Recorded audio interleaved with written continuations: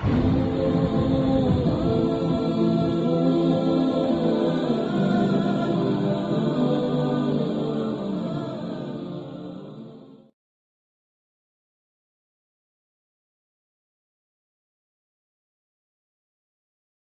شروع کرتے ہیں آیت نمبر 243 سے 243 سورہ بقرہ ہے، دوسرا پارہ ہے اور یہ سیکنڈ لاسٹ رکوع ہے۔ تو کل ہم نے جو احکام کے حوالے سے پڑھا تھا وہ تقریباً موضوع مکمل ہوا۔ اب یہاں پہ ایک جہاد اور انفاق فی سبیل اللہ کی بات شروع کی گئی ہے۔ تو یہاں پر آیت نمبر 243 میں بنی اسرائیل کے جہاد سے متعلق ہے، اور 244 میں امت مسلمہ کو جہاد ہے اس کے بارے میں بات کی گئی ہے، اور 245 میں پھر قرض حسنہ کا ذکر ہے، اور 246 سے 250 تک پھر بنی اسرائیل کے جہاد کا ذکر آتا ہے، اور 251 سے 253 تک مقصد جہاد کی وضاحت کی گئی ہے کہ اس کا مقصد کیا ہے، کیوں اللہ تعالیٰ نے یہ جہاد فرض کیا ہے، اور 254 میں پھر انفاق فی سبیل اللہ کی بات آئی ہے۔ اور اس طرح یہ جو مضمون جیسے میں نے عرض کیا کہ جہاد اور انفاق فی سبیل اللہ پر چل رہا ہے، اور وہاں پر یہ 274 پہ جا کے ختم ہوتا ہے۔ آئیے اس کے تفصیل پڑھتے ہیں۔ اعوذ باللہ من الشیطان الرجیم۔ الم تر الی الذین خرجوا من دیارہم وهم الوف حذر الموت فقال لهم اللہ موتوا ثم احیاہم۔ کیا تم نے ان لوگوں کو نہیں دیکھا جو اپنے گھروں سے ہزاروں کی تعداد میں موت کے خوف سے نکل بھاگے، تو اللہ نے ان سے کہا کہ تم مر جاؤ، پھر اللہ نے انہیں زندہ کیا۔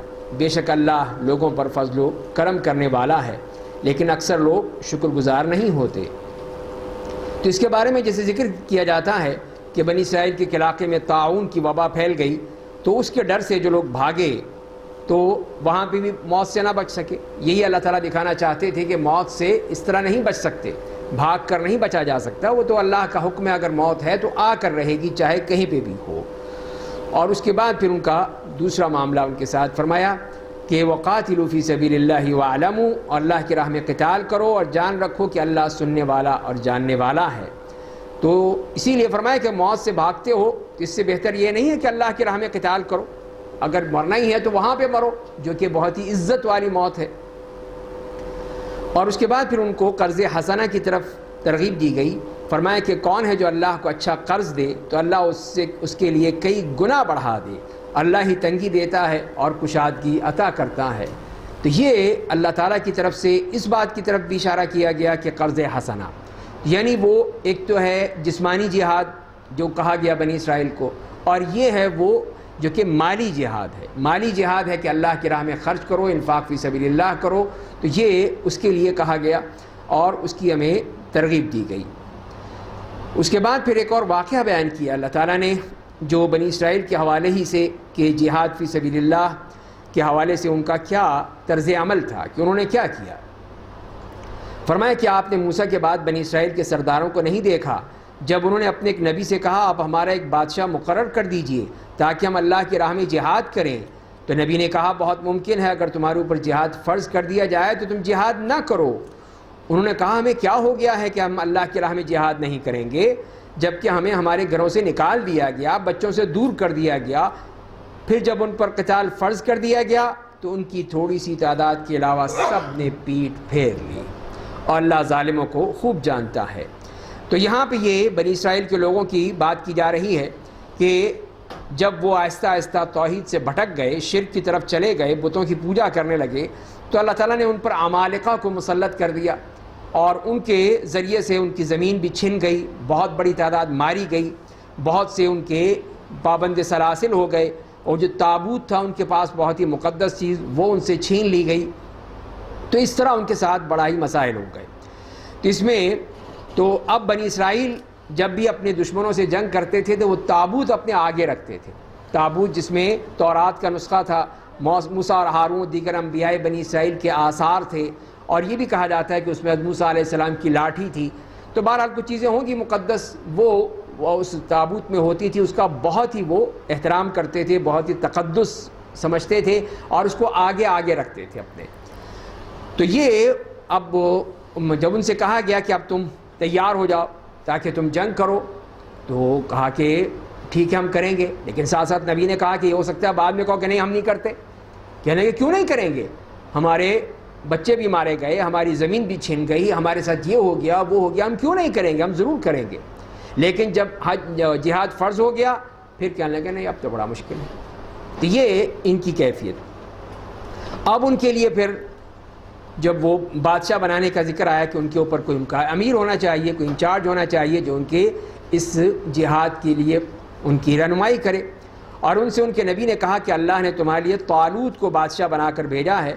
انہوں نے کہا یہ کیسے ہو سکتا ہے کہ وہ ہمارا بادشاہ بن جائے، ہم اس سے زیادہ بادشاہت کے حقدار ہیں، اس کے پاس مال بھی زیادہ نہیں ہے.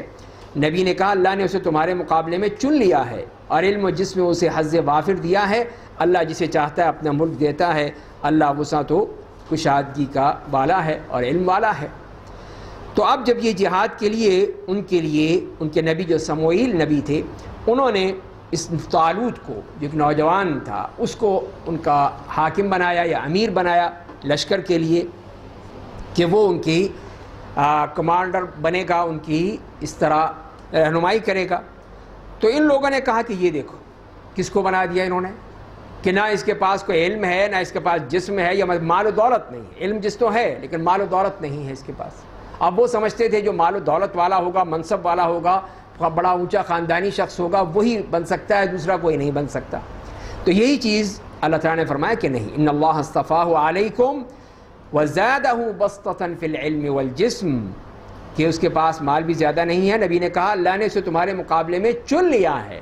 یہ تو اللہ کی طرف سے چنا ہوا ہے، اللہ نے اس کو منتخب کیا ہے. اور اس کی وجہ کیا ہے؟ علم اور جسم.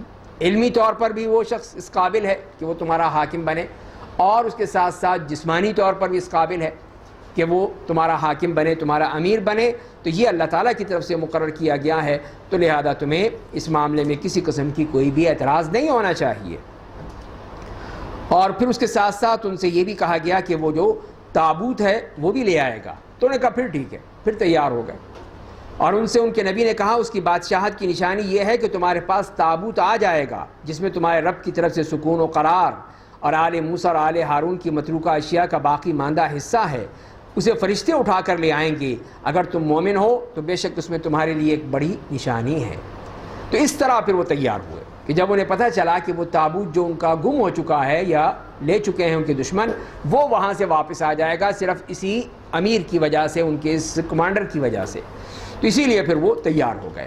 لیکن اللہ تعالیٰ نے ان کا ایک اور امتحان بھی لینا تھا، ایک اور آزمائش، کہ ان کو چیک کیا جائے کہ یہ جھوٹے ہیں سچے ہیں، آگے چلیں گے یا نہیں چلیں گے. ایک اور ان کے لیے آزمائش آ گئی.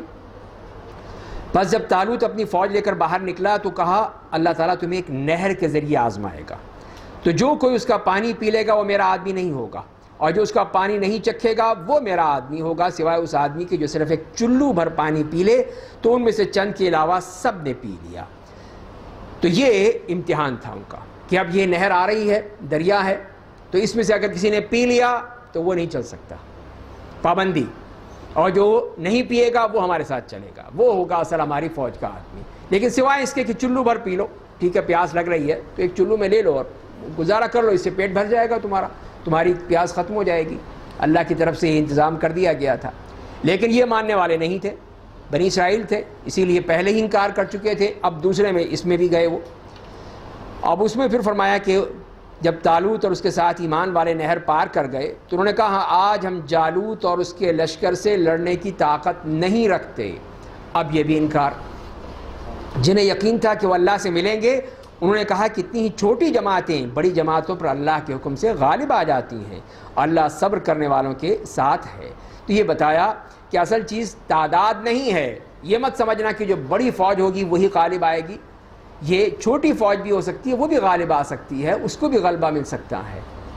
لیکن اصل چیز کیا ہے کہ وہ اللہ تعالیٰ کے احکام کے مطابق ہو. تو اسی لیے یہی چیز فرمائی گئی کہ کثیرۃً بِإِذْنِ اللَّهِ وَاللَّهُ مَعَ الصَّابِرِينَ، جو کہ اللہ کے حکم سے اور پوری طرح استقامت کے ساتھ جو صبر کریں، برداشت کریں، وہ لوگ جو ہیں وہ آگے چل سکتے ہیں. تو پھر انہوں نے پھر اسی کے لیے دعا کی. اور جب جالوت اور اس کی فوج سے ان کا سامنا ہوا تو انہوں نے کہا ہمارے رب ہمیں صبر عطا فرما اور ثابت قدمی دے اور قوم کفار کے خلاف ہماری نصرت فرما. اس طرح انہوں نے جو پہلے کمی ہوتی چلی گئی تھی، کم ہوتے چلے گئے تھے، اس کو اس طرح دعا کے ذریعے سے پورا کیا کہ اللہ تعالیٰ سے دعا کی کہ اللہ تعالیٰ ہمیں اس معاملے میں ہماری مدد فرما۔ تو انہوں نے اللہ کے حکم سے انہیں شکست دے دی، اور داؤد نے جالوت کو قتل کر دیا۔ اللہ نے داؤد کو ملک و حکمت دیا، اور وہ جو چاہتے تھے انہیں سکھایا۔ اگر اللہ بعض لوگوں کو بعض کے ذریعے دفع نہ کرے تو زمین میں فساد پھیل جائے، لیکن اللہ دنیا والوں پر بڑا فضل کرنے والا ہے۔ یہ اللہ کی آیتیں ہیں جو ہم آپ پر بذریعہ جبریل ٹھیک ٹھیک اتار رہے ہیں، اور آپ بے شک رسولوں میں سے ہیں۔ اور اس طرح دیکھیے کہ اللہ تعالیٰ نے مدد فرمائی ان لوگوں کی جو تعداد میں کم تھے، کتنے ہی بیچ میں نکل گئے، اور کتنے ہی وہ لوگ جنہوں نے پانی پی لیا، اور کتنے ہی جنہوں نے انکار کر دیا، لیکن اس کے باوجود اتنی تھوڑی سی تعداد کو بھی اللہ تعالیٰ نے فتح دی۔ اور یہی اللہ کی طرف سے ہے کہ جو پورے اخلاص کے ساتھ اور اللہ کے دین کے لیے لڑتا ہے تو اللہ تعالیٰ اس کو نصرت دیتے ہیں، فتح دیتے ہیں۔ تو یہی اصل چیز ہے جو ہمیں اس آیت میں دی گئی ہے۔ اس کے بعد اگلا سپارہ شروع ہوتا ہے، تیسرا پارہ شروع ہو رہا ہے، اور اس میں جو آیت نمبر یہ چلی آ رہی ہیں، اس میں جیسے پہلے بھی بات بتائی گئی کہ آپ کو انفاق فی سبیل اللہ کی بات کی گئی ہے۔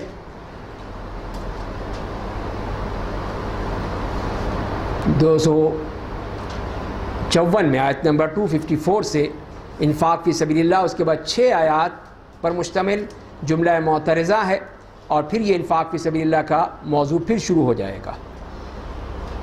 فرمایا کہ تلک الرسل فضلنا بعضهم علی بعض، ہم نے ان رسولوں میں سے بعض کو بعض پر فضیلت دی ہے۔ ان میں سے بعض وہ ہیں جن سے اللہ نے بات کی، اور بعض کو اللہ نے کئی گنا اونچا مقام دیا، اور ہم نے عیسیٰ ابن مریم کو معجزات دیے، اور روح القدس یعنی جبریل علیہ السلام کے ذریعے ان کی تائید کی۔ اگر اللہ چاہتا تو ان رسولوں کے بعد آنے والے لوگ ان کے پاس کھلی نشانی آ جانے کے بعد آپس میں جنگ نہ کرتے، لیکن وہ اختلاف میں پڑ گئے، تو ان میں سے بعض ایمان لے آئے اور بعض نے کفر کی راہ اختیار کی۔ اور اگر اللہ چاہتا تو وہ لوگ آپس میں جنگ نہ کرتے، لیکن اللہ جو چاہتا ہے کرتا ہے۔ تو یہاں پہ انبیاء کرام، رسول کرام کے حوالے سے بات دی گئی کہ اللہ تعالیٰ نے ہر ایک کو کوئی نہ کوئی فضیلت دی ہے، کوئی نہ کوئی صفات دی ہیں جو ان کے لیے خاص ہیں۔ حضرت موسیٰ علیہ السلام سے کلام فرمایا، نبی کریم صلی اللہ علیہ وسلم سے کلام فرمایا، اور حضرت ابراہیم علیہ السلام کو خلیل بنایا، حضرت اسماعیل علیہ السلام کو ذبح کے لیے تیار کر لیا۔ تو یہ مختلف طریقے ہیں، مختلف انداز ہیں جو اللہ کی طرف سے ہیں۔ تو کوئی کسی کو افضل کہے کہ نہیں فلاں افضل ہے فلاں افضل ہے، یہ چیز صحیح نہیں ہے۔ تو اسی لیے فرمایا کہ سب تفضیل اللہ کی طرف سے ہے، اور وہی جس کو چاہے وہ فضیلت دے دے، جس کو چاہے وہ خصوصیت دے دے، یہ اس کا معاملہ ہے۔ اب یہاں سے انفاق کی بات شروع ہوئی۔ فرمایا کہ اے ایمان والو، ہم نے تمہیں جو روزی دی ہے اس میں سے اللہ کی راہ میں خرچ کرو، وہ دن آنے سے پہلے جب نہ کوئی خرید و فروخت ہوگی، نہ کوئی دوستی کام آئے گی، نہ کوئی سفارش، اور کفر کرنے والے اپنے اوپر ہی ظلم کرتے ہیں۔ تو اس طرح آیت نمبر 254 میں یہاں سے انفاق فی سبیل اللہ کی بات شروع ہوئی، اور یہ بتایا کہ اللہ کی راہ میں خرچ کر لو، اور اس وقت سے آنے سے پہلے خرچ کر لو جب تمہارے کوئی خرچ کرنے کا موقع ہی نہیں ہوگا، کچھ کر ہی نہیں سکو گے۔ اب تو موقع ہے، خرچ کر سکتے ہو اللہ کی راہ میں۔ جب یہ وقت آ جائے گا، جیسے فرمایا ہے کہ من قبل یاتی یوم لا بیع فیہ ولا خلۃ ولا شفاعہ، نہ کوئی لین دین کا معاملہ ہوگا، نہ کوئی وہاں پہ دوستی کام آئے گی، نہ کوئی سفارش کام آئے گی، تو پھر کیا کرو گے؟ پھر سوائے حسرت اور تمنا کے اور کچھ نہیں رہے گی، کاش میں یہ کر لیتا، کاش میں وہ کر لیتا، یہی سوچتے رہو گے۔ تو اسی لیے اس وقت سے پہلے یہ کر لو۔ اور بیچ میں پھر یہ جملہ معترضہ ہے، یہ آیات جس میں آیت نمبر 255 میں آیت الکرسی ہے، جس میں اللہ تعالیٰ کی وحدانیت اور اس کی صفات بیان کی گئی ہیں، اور جیسے کہ احادیث سے معلوم ہوتا ہے کہ قرآن کریم کی سب سے عظیم ترین آیت ہے، سب سے عظیم آیت ہے جو کہ آیت الکرسی کہلاتی ہے۔ اللہ لا الہ الا هو الحی القیوم، اللہ کے علاوہ کوئی معبود نہیں، وہ ہمیشہ سے زندہ ہے اور تمام کائنات کی تدبیر کرنے والا ہے، اسے نہ اونگ آتی ہے اور نہ نیند، آسمان اور زمین میں جو کچھ ہے سب اسی کی ملکیت ہے۔ کون ہے جو اس کی جناب میں بغیر اس کی اجازت کے کسی کے لیے سفارش کرے، شفاعت کرے؟ وہ تمام وہ کچھ جانتا ہے جو لوگوں کے سامنے ہے، ان کے پیچھے ہے، اور لوگ اس کے علم میں سے کسی بھی چیز کا احاطہ نہیں کرتے ہیں سوائے اتنی مقدار کے جتنی وہ چاہتا ہے۔ اس کی کرسی کی وسعت آسمان اور زمین کو شامل ہے، ان کی حفاظت اس پر بھاری نہیں ہے، وہی بلندی اور عظمت والا ہے۔ تو یہ بتا دیا کہ یہ اللہ کی صفات کہ پہلے اس کی وحدانیت، اور یہ ہے کہ وہی عبادت کے لائق ہے، اور وہی زندگی ہے جس کے لیے زندگی ایسی زندگی ہے جو ختم نہیں ہو سکتی، وہ زندگی ہے جو ابد سے ہے، ازل تک رہے گا، وہ ہے، اور قیوم ہے کہ سب اسی کے ہاتھ میں ہے، اسی کی ملکیت ہے، اور وہی ہر چیز کو سنبھالے ہوئے ہے۔ قیوم السماوات والارض، آسمان اور زمین کو جو سنبھالے ہوئے ہے وہ ہے ذات، اس کے لیے کوئی نقص نہیں، کوئی عیب نہیں ہے، کوئی اونگ نہیں، کوئی نیند نہیں۔ یہ تو ہم لوگوں کے لیے، ہم تھک جاتے ہیں تو اونگنے لگتے ہیں، نیند آنے لگتی ہے، انسانوں کی صفات ہیں، تو اللہ تعالیٰ ان تمام صفات سے بالا تر ہے۔ اور اس کے بعد سفارش کا بھی بتا دیا کہ کون ہے جو اس کی بارگاہ میں اس کی اجازت کے بغیر کوئی سفارش کر سکے۔ اس کا مطلب یہ ہے کہ جب اس کی سفارش ہوگی یا اس کی اجازت ہوگی تبھی سفارش ہو سکتی ہے، اس کے بغیر نہیں ہو سکتی۔ کوئی نہیں کہہ سکتا کہ نہیں بس جو مرضی کرنا ہے کر لو، میں تمہیں نکال لوں گا۔ بھئی تم کون ہوتے ہو؟ بڑے پیر کبیر بنتے ہیں کہ جی ہم سب کو نکال کے لے جائیں گے، سیدھی جنت میں لے جائیں گے؟ نہیں، یہاں پہ تو صاف فرمایا جائے من ذا الذی یشفع عندہ الا باذنہ، اس کی اجازت کے بغیر کسی کی مجال ہے جو وہاں پہ کوئی بات کہہ سکے؟ تو یہ ہو ہی نہیں سکتا، یہ تو سب اسی کی اجازت کے مطابق ہی ہوگا، جو سب کچھ جانتا ہے اور ہر چیز پر احاطہ کیے ہوئے ہے، اور کوئی اس کے علاوہ احاطہ نہیں کر سکتا سوائے جو اللہ تعالیٰ چاہے۔ اور اس کی جو کرسی ہے وہ آسمان اور زمین کو پھیلی ہوئی ہے۔ کرسی سے مراد کیا ہے؟ بعض لوگوں نے کہا اس سے مراد علم ہے، یعنی اللہ کا علم آسمان اور زمین کو گھیرے ہوئے ہے، ہر چیز اس کے علم میں، کوئی جو اس کے علم سے باہر نہیں ہے۔ جیسے فرمایا کہ ربنا وسعت کل شیء رحمۃ وعلما، کہ اللہ ہمارے رب تیری رحمت اور تیرا علم ہر چیز کو گھیرے ہوئے ہے، جسے قرآن نے کہا ہے۔ تو یہی گھیرا ہوا ہے کہ علم، اس کے علم کے بغیر کوئی چیز ہل بھی نہیں سکتی، کوئی پتا بھی نہیں گر سکتا ہے، تو یہی اس کا علم ہے۔ اور بعض کے علماء کا خیال ہے کہ کرسی، جیسے کہ بعض روایات میں آیا ہے کہ کرسی وہ جگہ ہے جہاں پہ اللہ تعالیٰ کے دونوں قدم ہیں، وہ کرسی ہے۔ تو عرش ہے اور کرسی ہے، تو عرش الہی جہاں پہ استواء علی العرش ہے جیسے کہ قرآن میں آتا ہے، تو وہ اللہ تعالیٰ کی جگہ ہے، اور جو پاؤں کی جگہ ہے وہ کرسی ہے، اس کو کہا گیا ہے۔ بہرحال یہ سب غیبی باتیں ہیں، اللہ ہی ہم بہتر جانتا ہے۔ ہم تو ایمان رکھتے ہیں جو اللہ نے فرمایا ہے وہ بالکل صحیح ہے، ہمارا ایمان ہے، ہمارا یقین ہے۔ ہم نے یہ چیزیں دیکھی نہیں ہیں لیکن ہم اس پہ پورا ایمان رکھتے ہیں کہ یہ اللہ کی صفات ہیں، اللہ کی صفات میں آئیں گی۔ اس کے لیے عرش ہے، اس کے لیے کرسی ہے، اور ان کی فرمایا کہ ان کی حفاظت اس پر بھاری نہیں، وہ بلندی والا ہے، عظمت والا ہے، وہی بلندی ہے اس کے لیے۔ آمنتم من فی السماء، کہ جو آسمانوں میں ہے، بلندیوں میں ہے، تو اس کے لیے بلندی کی صفت ہے، یہ اس کے لیے خاص طور پہ بیان کر دی گئی۔ فرمایا کہ لا اکراہ فی الدین، دین میں داخل ہونے کے لیے کسی کو مجبور نہ کیا جائے۔ ہدایت گمراہی سے الگ اور نمایاں ہو چکی، بس جو کوئی طاغوت کا انکار کر دے گا، اللہ پر ایمان لے آئے گا، اس نے در حقیقت ایسے ہی مضبوط کڑے کو پوری قوت کے ساتھ تھام لیا جو کبھی ٹوٹے گا نہیں۔ اللہ بڑا ہی سننے والا اور جاننے والا ہے۔ تو یہاں بھی جو فرمایا کہ دین میں داخل ہونے کے لیے کسی کو مجبور کرنے کی ضرورت نہیں ہے، تو یہ دین کے کامل ہونے کی دلیل ہے کہ یہ دین اتنا کامل ہے کہ جو بھی اس کو سوچے گا، سمجھے گا، غور و فکر کرے گا، قبول کر لے گا، اس کو، اس کی قبولیت اس کو مل جائے گی۔ لیکن اب یہاں پر جو لوگ فوراً کہہ دیتے ہیں، کسی بات کو کہیں کہ جی یہاں پہ نماز کے لیے سختی ہونی چاہیے، روزے دار جو ہے روزہ رکھتے ہیں، کتنے ہی جو روزہ خور ہیں جو اب ان کو ڈنڈے پڑنے چاہیے، اسلامی مملکت ہے، یہ کیسے ہو سکتا ہے کہ اس میں وہ ریسٹورنٹ کھلے ہوئے ہوں یا ہوٹل کھلے ہوئے ہوں؟ جی لا اکراہ فی الدین، جہاں پہ نماز کا حکم دو لا اکراہ فی الدین، یہ کہاں سے لے آئے بھائی آپ؟ لا اکراہ فی الدین تو نماز میں داخل، اسلام میں داخل ہونے کے لیے اکراہ نہیں ہے، کسی کو ڈنڈے کے زور سے آپ اسلام میں نہیں لا سکتے، اس کے لیے دعوت دیں گے، دین کی دعوت دیں گے، وہاں مجبور نہیں کر سکتے۔ نبی کریم صلی اللہ علیہ وسلم نے یہی کیا، آپ نے دین کی دعوت دی، لوگوں کو بلایا، دین کی طرف بلایا، جنہوں نے قبول کر لی وہ مسلمان ہو گئے۔ لیکن جب اسلام آ گیا اب اکراہ ہی اکراہ ہوگا، اب ڈنڈا ہی ڈنڈا ہوگا کہ اب جو نماز نہیں پڑھے گا اس کو پھر ڈنڈے سے پڑھوائی جائے گی، جو روزہ نہیں رکھے گا اس کے بھی ڈنڈے پڑیں گے، اسی لیے کہ اب اسلام ہے، اس کے قانون ہے، یہ کوئی لیبل تو نہیں ہے کہ ایک لیبل لگا لیا جی میں مسلمان ہوں، نہیں، پورا ایک قانون ہے، ایک شریعت ہے، ایک نظام ہے، ایک سسٹم ہے۔ آپ ایک سسٹم میں آئے ہیں تو اس کے مطابق عمل کریں گے۔ آپ کسی بھی ملک میں جاتے ہیں تو ایک قانون کے تحت وہاں پہ رہتے ہیں، اس ملک کا قانون ہے، آپ کہیں نہیں جی میری مرضی ہے، میں تو باہر سے آیا ہوں، میں نہیں تمہاری عمل کرتا، تو اگلے دن ہی آپ کو جیل بھیج دیں گے۔ تو یہی چیز ہے، جب اللہ کا قانون ہے تو اس کی بھی پیروی ضروری ہے۔ تو یہی چیز فرما دی گئی ہے اگلی آیت میں، جس سے فرمایا گیا ہے اسی آیت میں کہ فَمَن يَكْفُرْ بِالطَّاغُوتِ، اور اس سے پہلے فرمایا قَدْ تَبَيَّنَ الرُّشْدُ مِنَ الْغَيِّ، کہ ہدایت گمراہی سے الگ ہو چکی ہے، نمایاں ہو چکی ہے، ہدایت الگ گمراہی الگ، بس بات ختم ہو گئی۔ پھر اب ہدایت کو قبول کر لو، گمراہی کو چھوڑ دو، تو اب تمہارے لیے شریعت آسان ہو جائے گی۔ اور یہ بھی بتایا فَمَن يَكْفُرْ بِالطَّاغُوتِ، جو اس طاغوت کا انکار کرے گا۔ تو ہم نے پہلے کفر کرنا ہے، کس سے؟ طاغوت کا انکار کرنا ہے۔ ہر وہ چیز جو اللہ کے علاوہ جس کی عبادت کی جاتی ہے وہی طاغوت ہے، کہ چاہے وہ کوئی ازم ہو، کوئی سسٹم ہو، کوئی شخص ہو، کوئی اور چیز ہو، اس کا انکار کرنا ہے، یہی کفر ہے۔ تو پہلے کفر کریں گے پھر اللہ پر ایمان لے آئیں گے، تاکہ کوئی دوغلی پالیسی نہ رہے، دل جو ہے ہمارا صاف رہے، اس میں کوئی منافقت نہ رہے۔ تو اسی لیے پھر ہمیں کہا گیا کہ تم پہلے تمام چیزوں کو نکال دو اپنے دل سے، اسی لیے فرمایا کہ لا الہ الا اللہ۔ تو لا الہ سے مراد بھی یہی ہے کہ کوئی اور معبود نہیں ہے سوائے اللہ کے۔ تو یہی چیز یہاں پہ کہا گیا فَمَن يَكْفُرْ بِالطَّاغُوتِ وَيُؤْمِن بِاللَّهِ، وہی بات ہے جو ہم لا الہ الا اللہ میں کہتے ہیں، اور وہی یہاں پر کہی جا رہی ہے، اور اسی صورت میں ہی پھر وہ یہ ہمیں سہارا مل جائے گا۔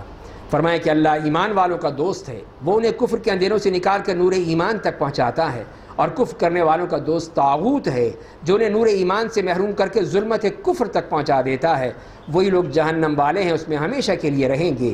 تو اللہ تعالیٰ ان لوگوں کا دوست ہے جو جنہیں وہ کفر کے اندھیروں سے، کفر کے اندھیرے ہی اندھیرے ہیں، جمع کا صیغہ استعمال کیا ہے، ظلمات اور نور وہ ایک ہی ہے، نور ایمان، اس میں کوئی دوگلی چیز نہیں ہے، اور کوئی ایک ہی ہے، وہ نور ایمان ہے کہ وہ اگر دل میں بیٹھ جائے پھر نکل نہیں سکتا۔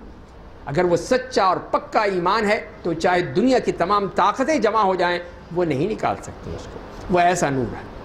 اور یہ کفرو، ان کے بارے میں فرمایا یہ طاغوت کے دوست ہیں، یہ اللہ کے علاوہ جتنی بھی طاقتیں ہیں، شیطانی طاقتیں، ابلیسی طاقتیں، اور جتنی بھی طاقتیں ان کے دوست ہیں، اور ان کا کام کیا ہے؟ یہ نور سے اندھیروں کی طرف لے جاتے ہیں، یہ ورغلاتے ہیں، بہکاتے ہیں، ان کی طرف لے جاتے ہیں تاکہ اصل نور لوگوں سے چھین لیں۔ اولئک اصحاب النار هم فیہا خالدون، وہی لوگ جہنم والے ہیں، اس میں ہمیشہ کے لیے رہیں گے۔ اور یہاں پر پھر یہ 3 واقعات بیان کیے ہیں جس کے ذریعے سے ان چیزوں کو ثابت کیا ہے۔ پہلے تو حضرت ابراہیم علیہ السلام کا اور نمرود کا واقعہ بیان کیا ہے اس میں، اور وہاں پہ یہ بتایا گیا ہے کہ جو زندگی اور موت کے اختیارات کا جس نے دعویٰ کیا تھا، تو حضرت ابراہیم نے تو آخرت کی پہلی عقلی دلیل دی، اور وہ نمرود ششدر رہ گیا، اس کو جواب ہی نہیں آ سکتا تھا اس کے پاس۔ فرمایا کیا آپ نے اس شخص کے حال پر غور نہیں کیا جس نے ابراہیم سے ان کے رب کے بارے میں حجت کی، اس لیے کہ اللہ نے اسے حکومت دے رکھی تھی۔ جب ابراہیم نے کہا میرا رب تو وہ ہے جو زندگی اور موت دیتا ہے، اس نے کہا میں زندہ کرتا ہوں اور مارتا ہوں۔ ابراہیم نے کہا اللہ آفتاب کو مشرق سے نکالتا ہے، تو اسے مغرب سے نکال کر دکھا، تو وہ کافر لاجواب ہو گئے۔ تو یہاں پہ دیکھیے کہ اس نے تو پہلے بڑے طمطراق سے کہہ دیا، جب حضرت ابراہیم علیہ السلام نے کہا کہ میرا اللہ تو مشرق سے سورج کو نکالتا ہے اور مغرب میں غروب کرتا ہے، تو اگر کرتا ہے تو مغرب سے نکال کے دکھا دے۔ یہ تو دوسری دلیل دی۔ اس سے پہلے جو دلیل یہ تھی کہ ابراہیم نے کہا کہ میرا رب وہ ہے جو زندگی اور موت کا مالک ہے، یحیی و یمیت، زندگی اور موت کا مالک ہے۔ تو اس نے کہا میں بھی یہ کر سکتا ہوں، یہ کون سا مشکل کام ہے؟ جیل سے 2 بندے بلائے، ایک کو موت کی سزا تھی، اس کو چھوڑ دیا، جاؤ بھائی چھٹی کرو، اور ایک دوسرے جس پہ رہنا تھا اس کو چھوڑنا، اس کو اٹھا کے پھانسی دے دی، چلو دیکھو میں نے بھی مار دیا، کتنا آسان نسخہ ہے۔ تو حضرت ابراہیم نے پھر یہ نہیں کہا کہ نہیں تو غلط کہہ رہا ہے، یہ نہیں ہو سکتا، نہیں، انہیں دوسری دلیل دے دی، عقلی دلیل دے دی کہ میرا رب تو سورج کو مشرق سے نکالتا ہے، تیرے اندر طاقت ہے تو مغرب سے نکال کے دکھا دے مجھے۔ پھر اب بیچارہ چپ، اب کیا کریں، اس کا تو کوئی جواب نہیں ہے۔ فَبُهِتَ الَّذِي كَفَرَ، تو یہ کافر جو تھا وہ حیران ہو، پریشان ہو کے بیٹھ گیا کہ اس کا کوئی جواب ہی نہیں ہے۔ تو اصل چیز یہ ہے کہ اللہ کی قدرت وہ ہے، اس کو کوئی چیلنج نہیں کر سکتا۔ اگر کوئی یہ بادشاہ، کوئی فرعون، نمرود، قارون چیلنج کرنا چاہے نہیں کر سکتا، اس لیے کہ اللہ کی قدرت سب سے بڑھ کر ہے۔ اب آئیے دوسری مثال دیکھیے، یا اس آدمی کے حال پر غور نہیں کیا جو ایک ایسی بستی سے گزرا جو اپنی چھتوں سمیت گری پڑی تھی. اس نے کہا اللہ آپ کس طرح اس بستی کو مر جانے کے بعد زندہ کرے گا. بعث بعد الموت کا مسئلہ کہ اب کیسے زندہ ہوں گے, یہ سب مر گئے, سارا ان کا پورا یہ بستی پورا علاقہ تباہ ہو گیا, اب مر کھپ گئے, اب کیسے زندہ ہوں گے یہ. تو اللہ نے اسے 100 سال کے لیے مردہ کر دیا. تو اللہ تعالیٰ نے کہا ٹھیک ہے تجھ پہ ہی تجربہ کرتا ہوں, تو یہ دیکھ اب 100 سال کے لیے مار دیا اس کو, چل اب مر جا. تو مر گیا. پھر اسے اٹھایا 100 سال کے بعد, کیا اب اٹھ جاؤ بھائی کیا کرنا ہے. تو اللہ نے کہا تم کتنی مدت اس حال میں رہے. تو اس نے کہا 1 دن یا دن کا کچھ حصہ, جب میں مرا تھا اس وقت یا سویا تھا اس وقت تو سورج نکلا تھا, اب تو سورج غروب ہونے کو ہے, مطلب میں تھوڑی دیر ہی سویا ہوں. اسے نہیں پتا اس غریب کو کہ وہ 100 سال سوتا رہا ہے, 100 سال. تو اسی لیے پھر اسے اٹھایا. تو اللہ نے کہا تم کتنی مدت اس حال میں رہے. اس نے کہا 1 دن یا دن کا کچھ حصہ اس حال میں رہا ہوں. اللہ نے کہا نہیں بلکہ 100 سال رہے ہو, 100 سال تم اسی طرح پڑے رہے ہو. تم کہہ رہے تھے نا کہ کون زندہ کرتا ہے, کون زندہ کرے گا ان کو جو یہ بستی مر گئی ہیں, اب دیکھ تو. پھر اسے نشانیاں دکھا دی. بس اپنے کھانے پینے کی چیزوں کو دیکھو وہ خراب نہیں ہوئی ہیں, یہ دیکھیں وہ کھانے پینے کی چیزیں بالکل اسی طرح تر و تازہ رکھی ہوئی, کچھ نہیں ہوا ان کو. اور اس کے مقابلے میں دوسرا, اور اپنے گدھے کو دیکھو, اور تاکہ ہم تمہیں لوگوں کی نشانی بنا دیں, اس گدھے کی ہڈیوں کی طرف دیکھو کہ ہم انہیں کس طرح اٹھا کر ایک دوسرے سے جوڑتے ہیں. اس کو دکھا دیا کہ وہ تو اس کے چیچڑے اڑ چکے ہیں, بالکل وہ ہڈیوں کا پنجر پڑا ہوا ہے, کہ اب دیکھو کس طرح ہم جوڑتے ہیں اس کو. اس کو باقاعدہ ایکسپریمنٹ کر کے دکھا دیا کہ عملی طور پر دیکھ لو کہ اب کس طرح ہم زندہ کرتے ہیں, کہ وہ ہڈیاں جڑ گئیں, ان پہ گوشت چڑھ گیا اور وہ گدھا زندہ ہو گیا. ہم انہیں کس طرح اٹھا کے دوسرے پر سے جوڑتے ہیں, پھر ان پر گوشت چڑھاتے ہیں. جب حقیقت اس کے سامنے کھل کر آ گئی تو کہا میں جانتا ہوں کہ بے شک اللہ ہر چیز پر قادر ہے. اب سمجھ میں آئی بات کہ اللہ ہر چیز پر قادر ہے, کہ 100 سال کے بعد بھی زندہ کر سکتا ہے. اور ایک طرف کھانا پینا ہے, نازک چیزیں ہیں, ان کو بھی اسی طرح برقرار رکھ سکتا ہے, اور دوسری طرف ایک وہ جانور ہے اس کو مار کے دوبارہ زندہ کر سکتا ہے. تو یہ سب اللہ کے ہاتھ میں ہے, کوئی اس کو چیلنج نہیں کر سکتا ہے. اب تیسری مثال یہ دی حضرت ابراہیم علیہ السلام کی. اور یاد کرو جب ابراہیم نے کہا میرے رب مجھے دکھا دے کہ تو مردوں کو کس طرح زندہ کرتا ہے, تو حضرت ابراہیم علیہ السلام نے بھی سوال کر دیا کہ میں دیکھنا چاہتا ہوں. تو اللہ تعالیٰ نے خود ہی پوچھ لیا کہ تم اس پر ایمان نہیں رکھتے, نہیں مانتے اس بات کو. ابراہیم نے کہا ہاں میرے رب میں چاہتا ہوں میرے دل مطمئن ہو جائے, کہ یہ ہے کہ وہ چاہتے ہیں کہ عین الیقین ہو جائے. علم الیقین تو تھا ہی پہلے سے, جانتے تھے, اللہ نے بتایا تھا, اس میں انکار نہیں تھا, لیکن عین الیقین آنکھ سے دیکھنے والی, آنکھ سے جو چیز دیکھی جائے اس پہ انکار نہیں ہو سکتا ہے. تو یہ چاہتے تھے وہ. تو اللہ تعالیٰ نے فرمایا کہ ٹھیک ہے پھر چلو یوں کرو کہ 4 پرندے لے کے انہیں اپنے آپ سے مانوس بنا لو, قریب ہوں گے تاکہ جان لے کہ کون ہے. پھر ان کا ایک ایک ٹکڑا ہر پہاڑ پر ڈال دو, یعنی اس کو ذبح کر کے ٹکڑے کر کے قیمہ بنا کے ان کے ٹکڑے جو ہیں مختلف پہاڑوں پر رکھ دو. پھر انہیں آواز دو, بلاؤ ان کو, پھر تمہارے پاس دوڑتے ہوئے چلے آئیں گے, اور جان لو کہ اللہ زبردست بڑی حکمت والا ہے. تو یہ دیکھیے اللہ تعالیٰ نے وہ قدرت بتا دی. اور کتنے ہی وہ لوگ جو کہہ رہے ہیں کہ نہیں 4 وہ پرندے سدھائے, ان کو ایک کو وہاں بٹھا دیا, ایک کو وہاں, ایک کو وہاں, اور ان کو آواز دے دی, وہ آ گئے. تو یہ کیا بات ہوئی؟ یہ تو ہر کبوتر باز کرتا رہتا ہے. آپ کسی بھی گلی میں دیکھ لیجئے, جا کے محلے میں دیکھ لیجئے کہ وہ سیٹی بجاتا ہے, سارے کبوتر خود بخود آ جاتے ہیں. تو اس میں کون سا معجزہ ہو گیا؟ تو معجزہ تو یہ ہے جو اللہ بتا رہا ہے کہ ان کو ٹکڑے ٹکڑے کر کے, اب ان کی جب ظاہر ہے کہ کسی کی چونچ کہیں, کسی کی ٹانگ کہیں, کسی کے پاؤں کہیں, تو اسی لیے پھر جب ان کو آواز دی تو کس طرح اللہ تعالیٰ نے ان کو جوڑ کے زندہ کر کے حضرت ابراہیم کے پاس بھیج دیا. تو یہ ہے اللہ کی قدرت کہ اس طرح اللہ زندہ کرتا ہے.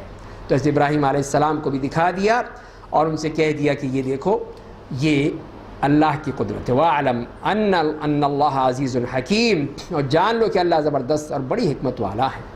تو اس طرح دیکھیے کہ اللہ تعالیٰ نے یہ 3 مثالیں دے کر یہ بتا دیا کہ کس طرح اللہ کی قدرت ہے, اور یہ بھی بتا دیا کہ کس طرح اللہ تعالیٰ دوبارہ زندہ کر دے گا. یہ سب جو مر کھپ جائیں گے, ختم ہو جائیں گے, قبروں میں ان کی ہڈیاں پستیاں سب کچھ ختم ہو جائیں گی, مٹی میں مل جائیں گی, یہ سب زندہ ہو جائیں گی, سب دوبارہ زندہ کر دے گا. تو یہ سب کچھ قرآن نے بتا دیا, دکھا دیا, اس میں کوئی شک نہ رہے. اب یہاں سے پھر وہی آیات شروع ہوتی ہیں جیسے کہ انفاق فی سبیل اللہ کی باتیں ہیں. دوبارہ اس کا 261 سے لے کر 274 تک یہی سلسلہ چل رہا ہے فرمایا کہ جو لوگ اپنا مال اللہ کی راہ میں خرچ کرتے ہیں ان کی مثال اس دانے کی ہے جس نے 7 خوشے اگائے، ہر خوشے میں 100 دانے تھے، اللہ جس کے لیے چاہتا ہے اور بڑھا دیتا ہے، اللہ بڑی کشائش والا علم والا ہے۔ تو یہ راہ میں خرچ کرنے کے حوالے سے جو فرمایا گیا، اور اس کی مثال اس طرح دی کہ جس طرح ایک دانہ ہے اور اس دانے سے 7 خوشے بنتے ہیں اور ہر خوشے میں 100 دانے ہوتے ہیں، تو وہ ایک دانے سے 700 دانے بن گئے۔ اسی طرح فرمایا کہ تم اگر 1 روپیہ دیتے ہو تو اسی کے ذریعے سے 700 روپیہ ہو جائے گے، بلکہ اس سے بھی بڑھ کر ہو جائیں گے، اس لیے کہ اللہ تعالیٰ بڑھاتا چلا جائے۔ واللہ یضاعف لمن یشاء، جس کے لیے چاہے بڑھاتا چلا جاتا ہے، سینکڑوں میں نہیں، ہزاروں میں نہیں، لاکھوں میں پہنچ جاتا ہے۔ یہ سب اللہ کی طرف سے ہوتا ہے، تو اسی لیے یہ اجر جو ہے وہ بڑھتا ہی چلا جاتا ہے۔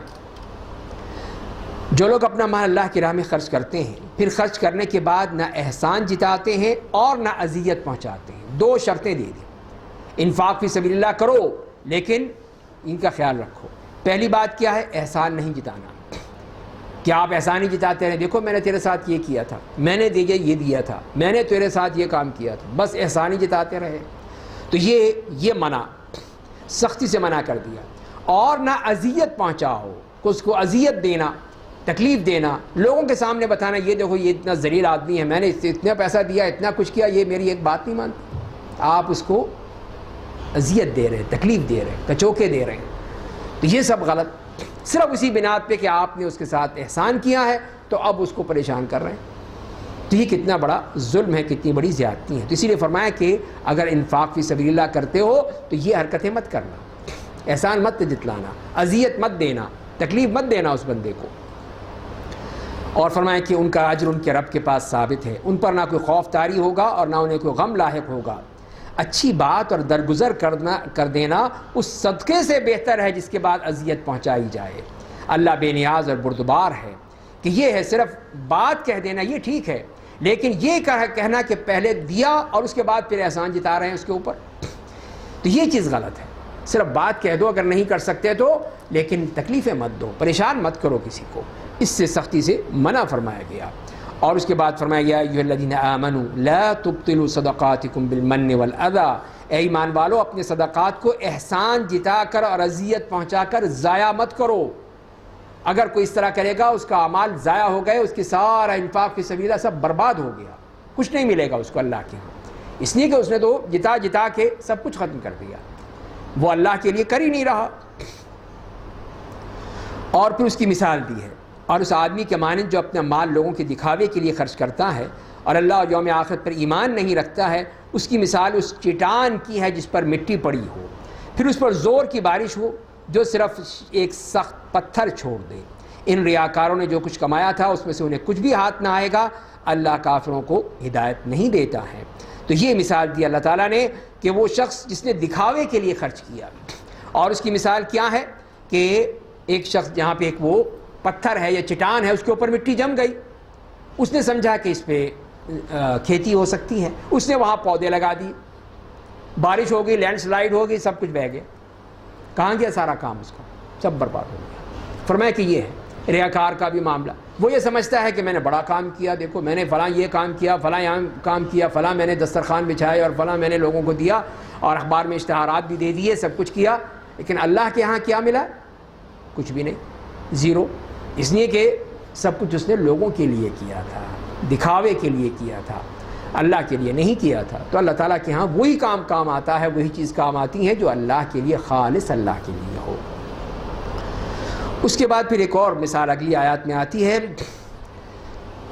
فرمایا کہ اور وہ لوگ جو اپنا مال اللہ کی رضا کے لیے اور اپنے آپ کو دین حق پر ثابت رکھنے کے لیے خرچ کرتے ہیں، ان کی مثال اس باغ کی ہے جو کسی اونچی جگہ پر ہو، جس پر زور کی بارش ہوئی تو اس نے دگنا پھل دیا، اور اگر بارش نہ ہوئی تو شبنم ہی کافی ہوگی، اللہ تمہارے اعمال کو دیکھ رہا ہے۔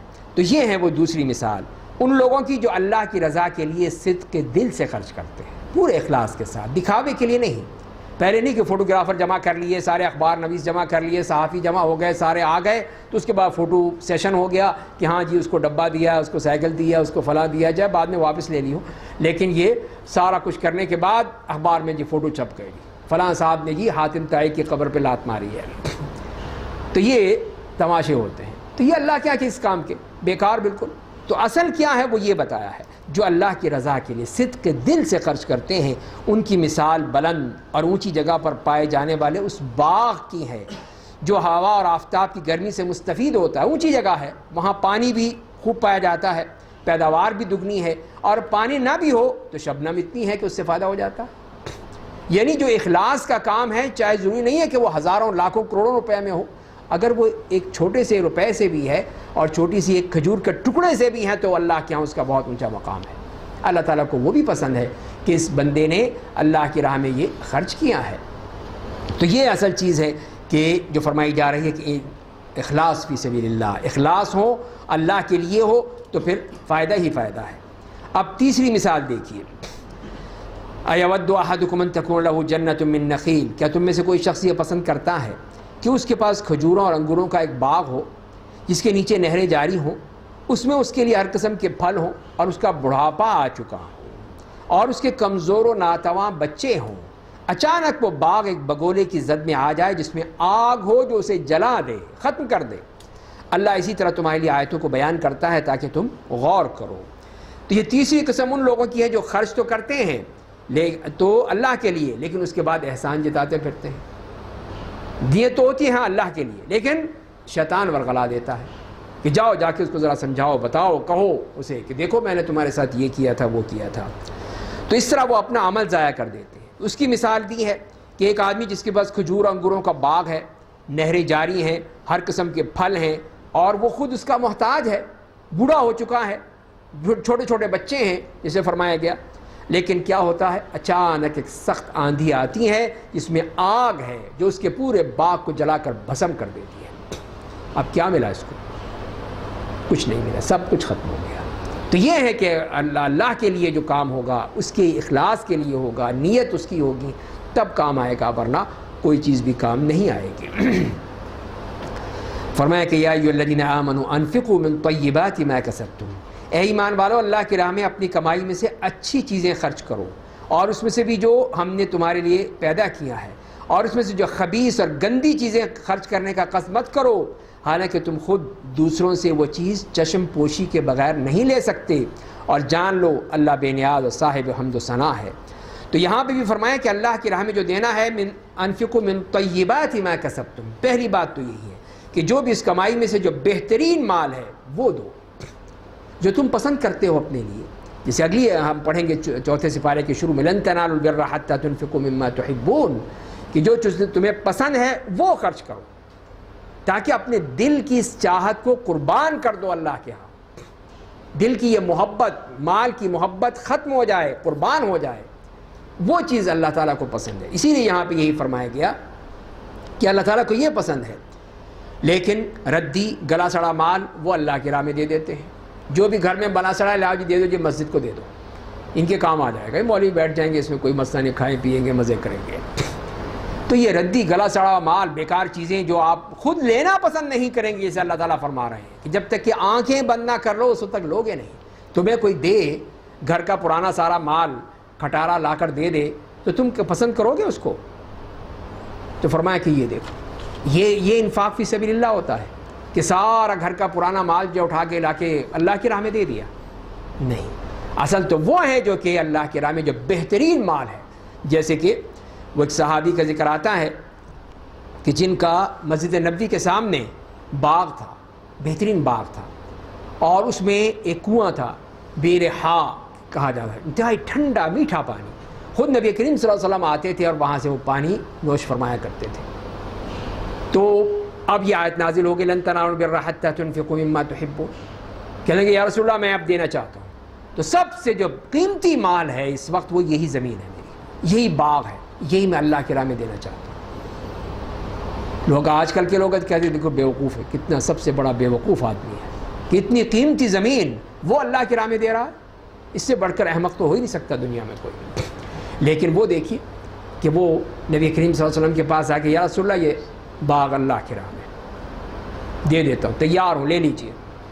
تو آپ نے فرمایا کہ نہیں، یوں کرو، اس کو اللہ کی راہ میں وقف کر دو اپنے رشتہ داروں پر کہ وہ اس سے فائدہ اٹھائیں، اور لیکن وقف ہو جائے گا، تمہیں اس کا ثواب بھی ملتا رہے گا اور لوگوں کو فائدہ بھی ہوتا رہے گا۔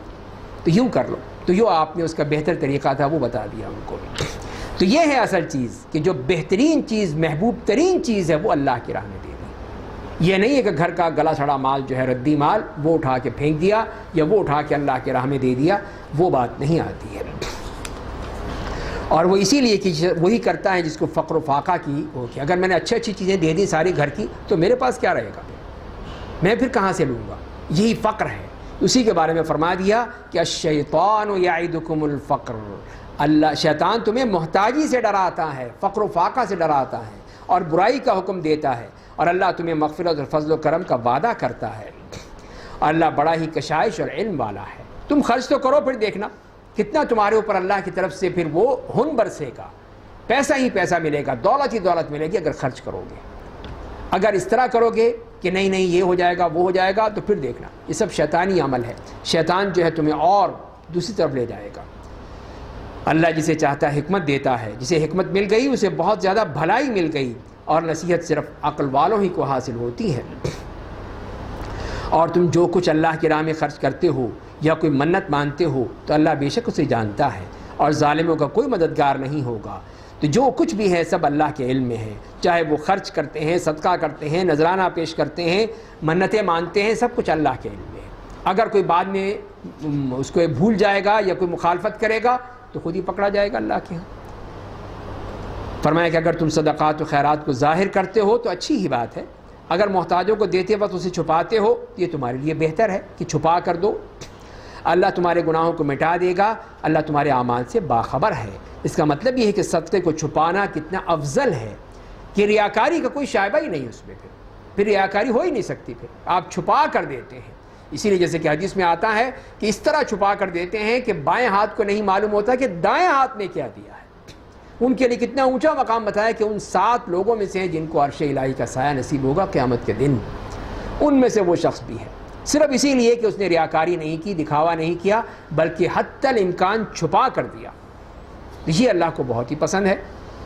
تو فرمایا کہ یہ چیز زیادہ بہتر ہے کہ تم اس طرح دو، چھپا کر دو. ان فقراء اور مساکین کو دو جو مستحق ہیں، جو واقعی مستحق ہیں، پروفیشنل نہیں، جو واقعی مستحق ہیں ان کو دو تاکہ ان کو ان کا حق مل جائے.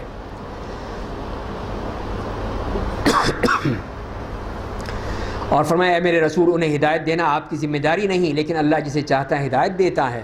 اور تم جو کوئی بھی اچھی چیز اللہ کی راہ میں خرچ کرو گے تو اس کا فائدہ خود تمہیں ہی پہنچے گا. اور تم جو کچھ بھی خرچ کرو صرف اللہ کی رضا کے لیے کرو.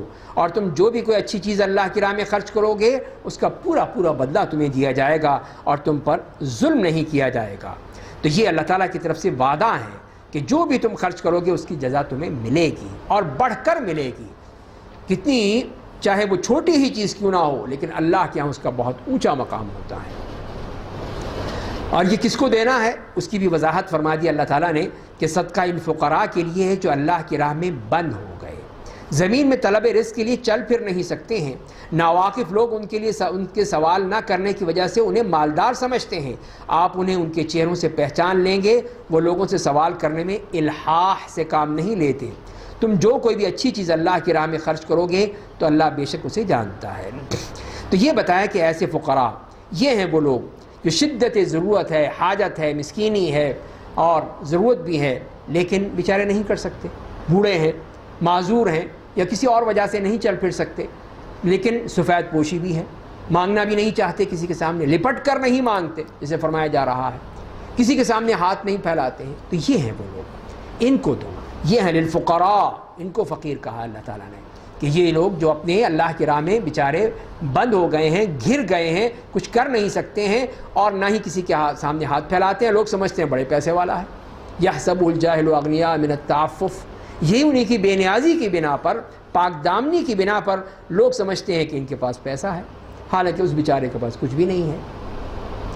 تو جو لوگ اپنے اموال رات میں اور دن میں خفیہ طور پر دکھلا کر خرچ کرتے ہیں ان کا اجر ان کے رب کے پاس ہے اور نہ ان پر نہ خوف طاری ہوگا نہ انہیں کوئی غم لاحق ہوگا. تو یہ دونوں طرح بتا دیا گیا ہے کہ چھپا کر بھی دے سکتے ہیں اور وہ افضل ہے، لیکن علانیتاً بھی دے سکتے ہیں. خاص طور پہ جو فرض ہے، زکوٰۃ ہے جیسے، وہ علانیتاً دے دینا بہتر ہے تاکہ ایک تو معلوم ہو جائے، دوسرے لوگوں کو اور لوگوں کو ترغیب ہو کہ آج اس نے دے دیا ہے میں بھی دے دوں. اس طرح یہ بات آگے بڑھے گی، لیکن یہ نہ ہو کہ کسی انسان کے دکھانے کے لیے ہو، وہ چیز جائز نہیں ہے، اس کو سختی سے منع کیا گیا ہے۔ اب اگلی آیت آتی ہے 275، جس میں سود کے بارے میں بات کی، سود، قرض اور رہن کے بارے میں یہ احکامات پھر یہاں پہ آخری صورت آیتوں میں آ رہے ہیں۔ تو فرمایا کہ جو لوگ سود کھاتے ہیں، تو یہ انفاق فی سبیل اللہ کا بالکل اپوزٹ ہے، اس کے بالکل برعکس، کہ انفاق فی سبیل اللہ میں تو آپ خرچ کرتے ہیں، اللہ کی راہ میں دیتے ہیں، اور یہ سود میں وہ ہڑپ کرتے ہیں، دوسروں سے بھی لے کے ہڑپ کر جاتے ہیں۔ جو سود خور ہے تو وہ سودی کاروبار کے ذریعے سے، سودی لین دین کے ذریعے سے پیسہ چاہتا ہے کہ سب کی جیبوں سے نکال کر میرے پاس آ جائے، تو اسی لیے اس کی ضد بیان کر دی کہ انفاق فی سبیل اللہ کی ضد کیا ہے؟ یہ سود ہے، یہ تمہیں برباد کر دے گا۔ فرمایا جو لوگ سود کھاتے ہیں اپنی قبروں سے اس طرح اٹھیں گے جس طرح وہ آدمی جسے شیطان اپنے اثر سے دیوانہ بنا دیتا ہے، مخبوط الحواس، بالکل پاگل، اس طرح اٹھیں گے وہ، اس لیے کہ ساری عمر تو یہ پاگل ہوئے تھے اس پیسے کے پیچھے، دیوانے ہو چکے تھے، اسی لیے جب قیامت کے دن اٹھیں گے اپنی قبروں سے تو اس طرح دیوانوں کے مانند اٹھیں گے، مخبوط الحواس، کہ انہوں نے اس سود کو چھوڑا نہیں تھا بلکہ اسی کے پیچھے بھاگتے رہے۔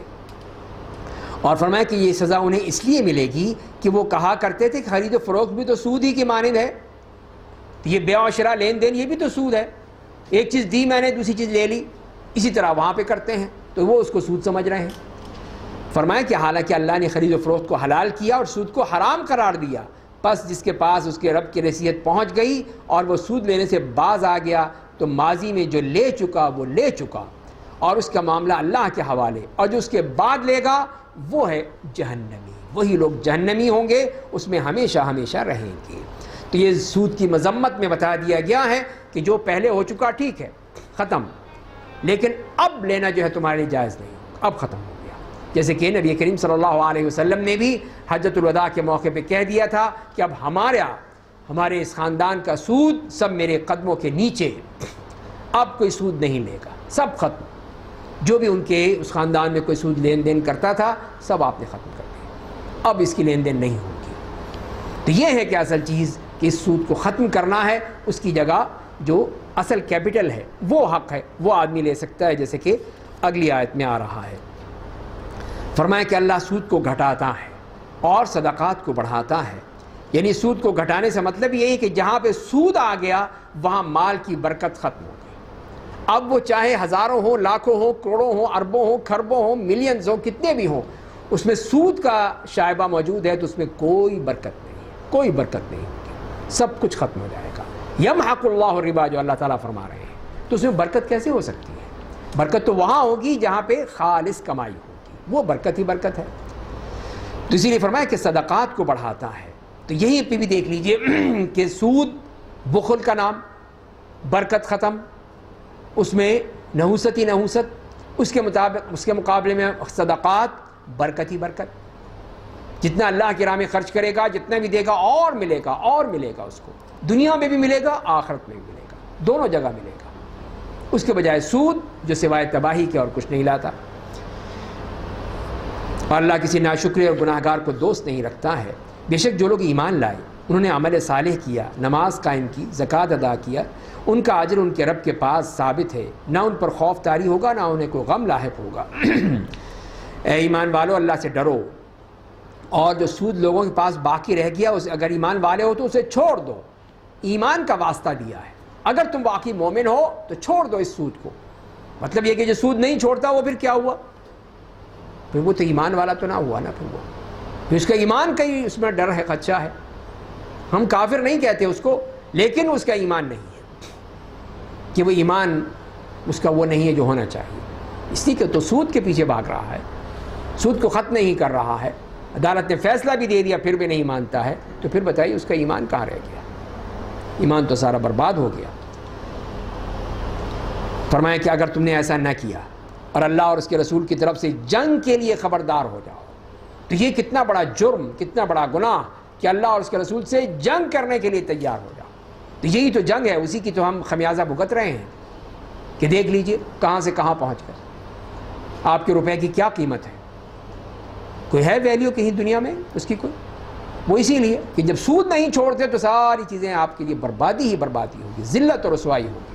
کم کرتے چلے جائیں کہ جی آپ کی جو برآمدات ہیں وہ زیادہ ہو جائیں گی، کوئی فائدہ نہیں ہوگا، کتنا مرضی کر لیں۔ یمحق اللہ الربا، اللہ تعالیٰ نے تو کہہ دیا ہے کہ سود کے ذریعے سے تمہاری ہر چیز برباد ہو جائے گی، ختم ہو جائے گی۔ لیکن فرمایا اگر تم توبہ کر لو تو اصل رقم تمہاری ہوگی، نہ تمہیں ظلم کرنا چاہیے، نہ تم پر ظلم ہونا چاہیے، ٹھیک ہے۔ لا ضرر ولا ضرار، حدیث میں بھی آتا ہے کہ اس صورت میں تمہارے اوپر کوئی نہیں ہے کہ جو تمہارا حق ہے وہ لے لو، کیپٹل وہ تمہارا ہے، اصل سرمایہ وہ تمہارا ہے تو وہ لے لو، باقی جو ہے وہ تمہارا نہیں ہے، سود تمہارا نہیں ہے، چھوڑ دو اس کو۔ اب صرف یہ سوال کرتے ہیں لوگ کہ اب بینک میں جو رکھا ہوا تھا اسی سیونگ اکاؤنٹ میں، اب اس پہ سود چڑھ گیا، ظاہر ہے بینک تو دے گا سود آپ کو، آپ نے سودی کاروبار میں رکھا ہے، تو اب کیا کریں اس سود کا؟ اب ہوش آیا ہے تو ایک تو یہ ہے کہ چھوڑ دیں، بینک والے جو مرضی کرتے پھریں، آپ نہ لیں، آپ صرف اپنا پیسہ لیں، جو آپ کا کیپٹل ہے، آپ کا اصل سرمایہ ہے وہ لے لیں، باقی چھوڑ دیں۔ تو کہتے جی وہ آپ کے خلاف استعمال کریں گے یا وہ اور غلط استعمال ہوگا، آپ کو گناہ ہوگا، یہ ہوگا وہ ہوگا۔ تو گناہ تو نہیں ہوگا اس لیے کہ آپ کا پیسہ ہی نہیں ہے، وہ تو پیسہ ہی آپ کا نہیں تھا، آپ کا پیسہ تو وہی تھا جو آپ نے اصل سرمایہ رکھا تھا۔ تو دوسری طرف یہ رائے ہے کہ وہ ان سے لے لیا جائے، وہ سود بھی آپ لے لیں ان سے، کہ اور کہیں استعمال نہ کریں، غلط استعمال نہ ہو اس کا، اس کو پھر کسی بھی مجبور شخص کو دے دیں، یا کوئی سود میں پھنسا ہوا ہے، سود ادا کرنا ہے کسی نے، اس کو دے دیں، یہ لو یہ سود کا مال سود میں دے دو، اس طرح کر کے اس سے جان چھڑائیں۔ یعنی وہ ایک عذاب کی صورت ہوگی، یہ نہیں ہے کہ وہ آپ کسی پہ احسان کریں گے، بلکہ اس سے جان چھڑائیں گے کہ یہ سود کا مال ہے، کس طرح جان چھڑاؤ۔ تو کوئی انتہائی مجبور ہے، انتہائی اضطرار کی کیفیت ہے، اس کو دے کر جان چھڑائیں اس سے، نہ اس سے کوئی ثواب ملنا ہے، نہ اس سے کوئی اور آپ کو فائدہ ہونا ہے، اس سے تو جان چھڑانی کافی ہے، جیسے کہ قرآن کہہ رہا ہے کہ اب چھوڑ دو اس کو، وَذَرُوا مَا بَقِيَ مِنَ الرِّبَا۔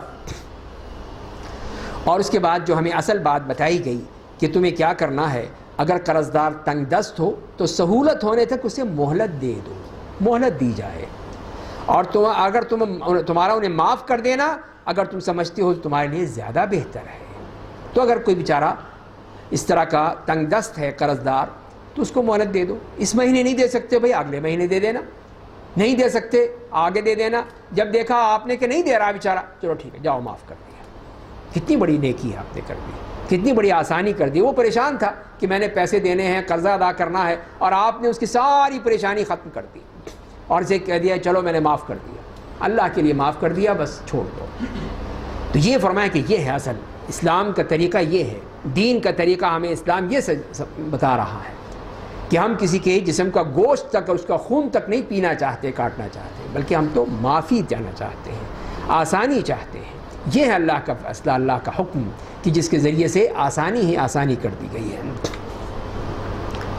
اب اس کے بعد جو آیت آتی ہے آیت الدین ہے، کہ جس میں قرض کے احکام بیان کیے گئے ہیں، قرض کے دستاویز لکھنے کے بارے میں، گواہ بنانے کے بارے میں، اس کے بارے میں بتایا گیا ہے، اور یہ قرآن کریم کی سب سے بڑی آیت نمبر 282، جس میں یہ فرمایا گیا اے ایمان والو، جب تم ایک مدت معینہ تک آپس میں لین دین کرو تو اسے لکھ لیا کرو، لکھنے کا حکم دیا ہے، اور چاہیے کہ کاتب تمہارے درمیان عدل کے ساتھ لکھے، عدل و انصاف کے ساتھ، قانون کے مطابق لکھے اس کو، اور کوئی کاتب لکھنے سے انکار نہ کرے، تو لکھنے کو جانتا ہے تو اس کو چاہیے کہ وہ لکھے، انکار مت کرے اس کا، جس سے اللہ نے اسے علم دیا ہے اسے لکھنا چاہیے، اور جس کے ذمے حق ہو وہ لکھوائے، جس کے ذمے ہے ظاہر ہے کہ اس نے دینا ہے تو وہ صحیح لکھوائے گا، کہ جو اس نے دینا ہے اس میں سے زیادہ تو نہیں لکھوائے گا، اللہ سے ڈرے جو اس کا رب ہے، اور اس میں کچھ کمی نہ کرے۔ پس اگر وہ آدمی جس کے ذمے کسی کا حق ہے بے وقوف یا کمزور ہو، یا وہ لکھوا نہ سکتا ہو، تو اس کا ولی انصاف کے ساتھ لکھوائے، جو اس کا بھی گارڈین ہے، اس کا جو کفیل ہے وہ لکھوائے، اور اس کے ذریعے سے ہو جائے، اور اپنے لوگوں میں سے 2 مردوں کو گواہ مقرر کر لو، اگر 2 مرد نہ ہوں تو 1 مرد اور 2 عورتیں کافی ہوں گی، جنہیں تم بطور شاہد پسند کرو، تاکہ ایک کے بھول جانے کی صورت میں دوسری اسے یاد دلائے۔ تو یہ اللہ تعالیٰ نے حکمت بیان کی ہے کہ اگر 2 مرد نہیں مل رہے، 1 مرد مل رہا ہے تو 2 عورتیں لے لو، ان کو بھی حق ہے کسی لین دین کے معاملات میں، صرف اس معاملات میں ان کی گواہی چل جائے گی، اور فرمائے کہ ہر ایک دوسرے کو یاد دلا دے، یہ اس کو یاد دلائے، یہ اس کو یاد دلائے، دونوں، اور اس طرح وہ گواہی پوری ہو جائے گی۔ اب اس میں یہ عورتوں نے واویلا مچا دیا کہ یہ دیکھو ہماری گواہی آدھی گواہی ہو گئی.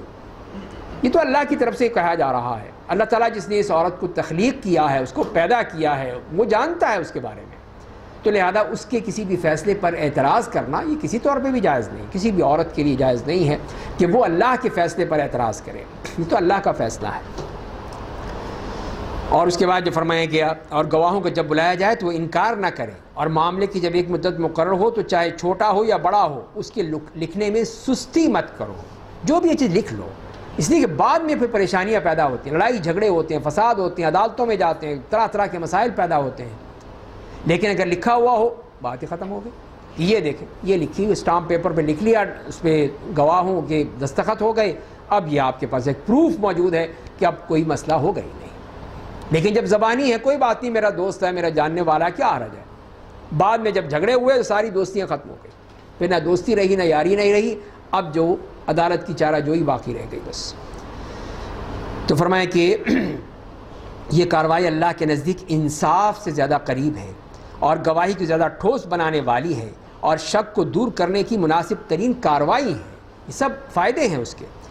الا یہ کہ تمہارے درمیان نقد تجارت کا لین دین ہو تو اسے نہ لکھنے میں تمہارے لیے کوئی حرج کی بات نہیں ہے. نقد ہے، ادھر دیا ادھر لیا، اس کی کوئی حرج نہیں ہے نہ لکھے تو، اس لیے کہ نقد بات ہے.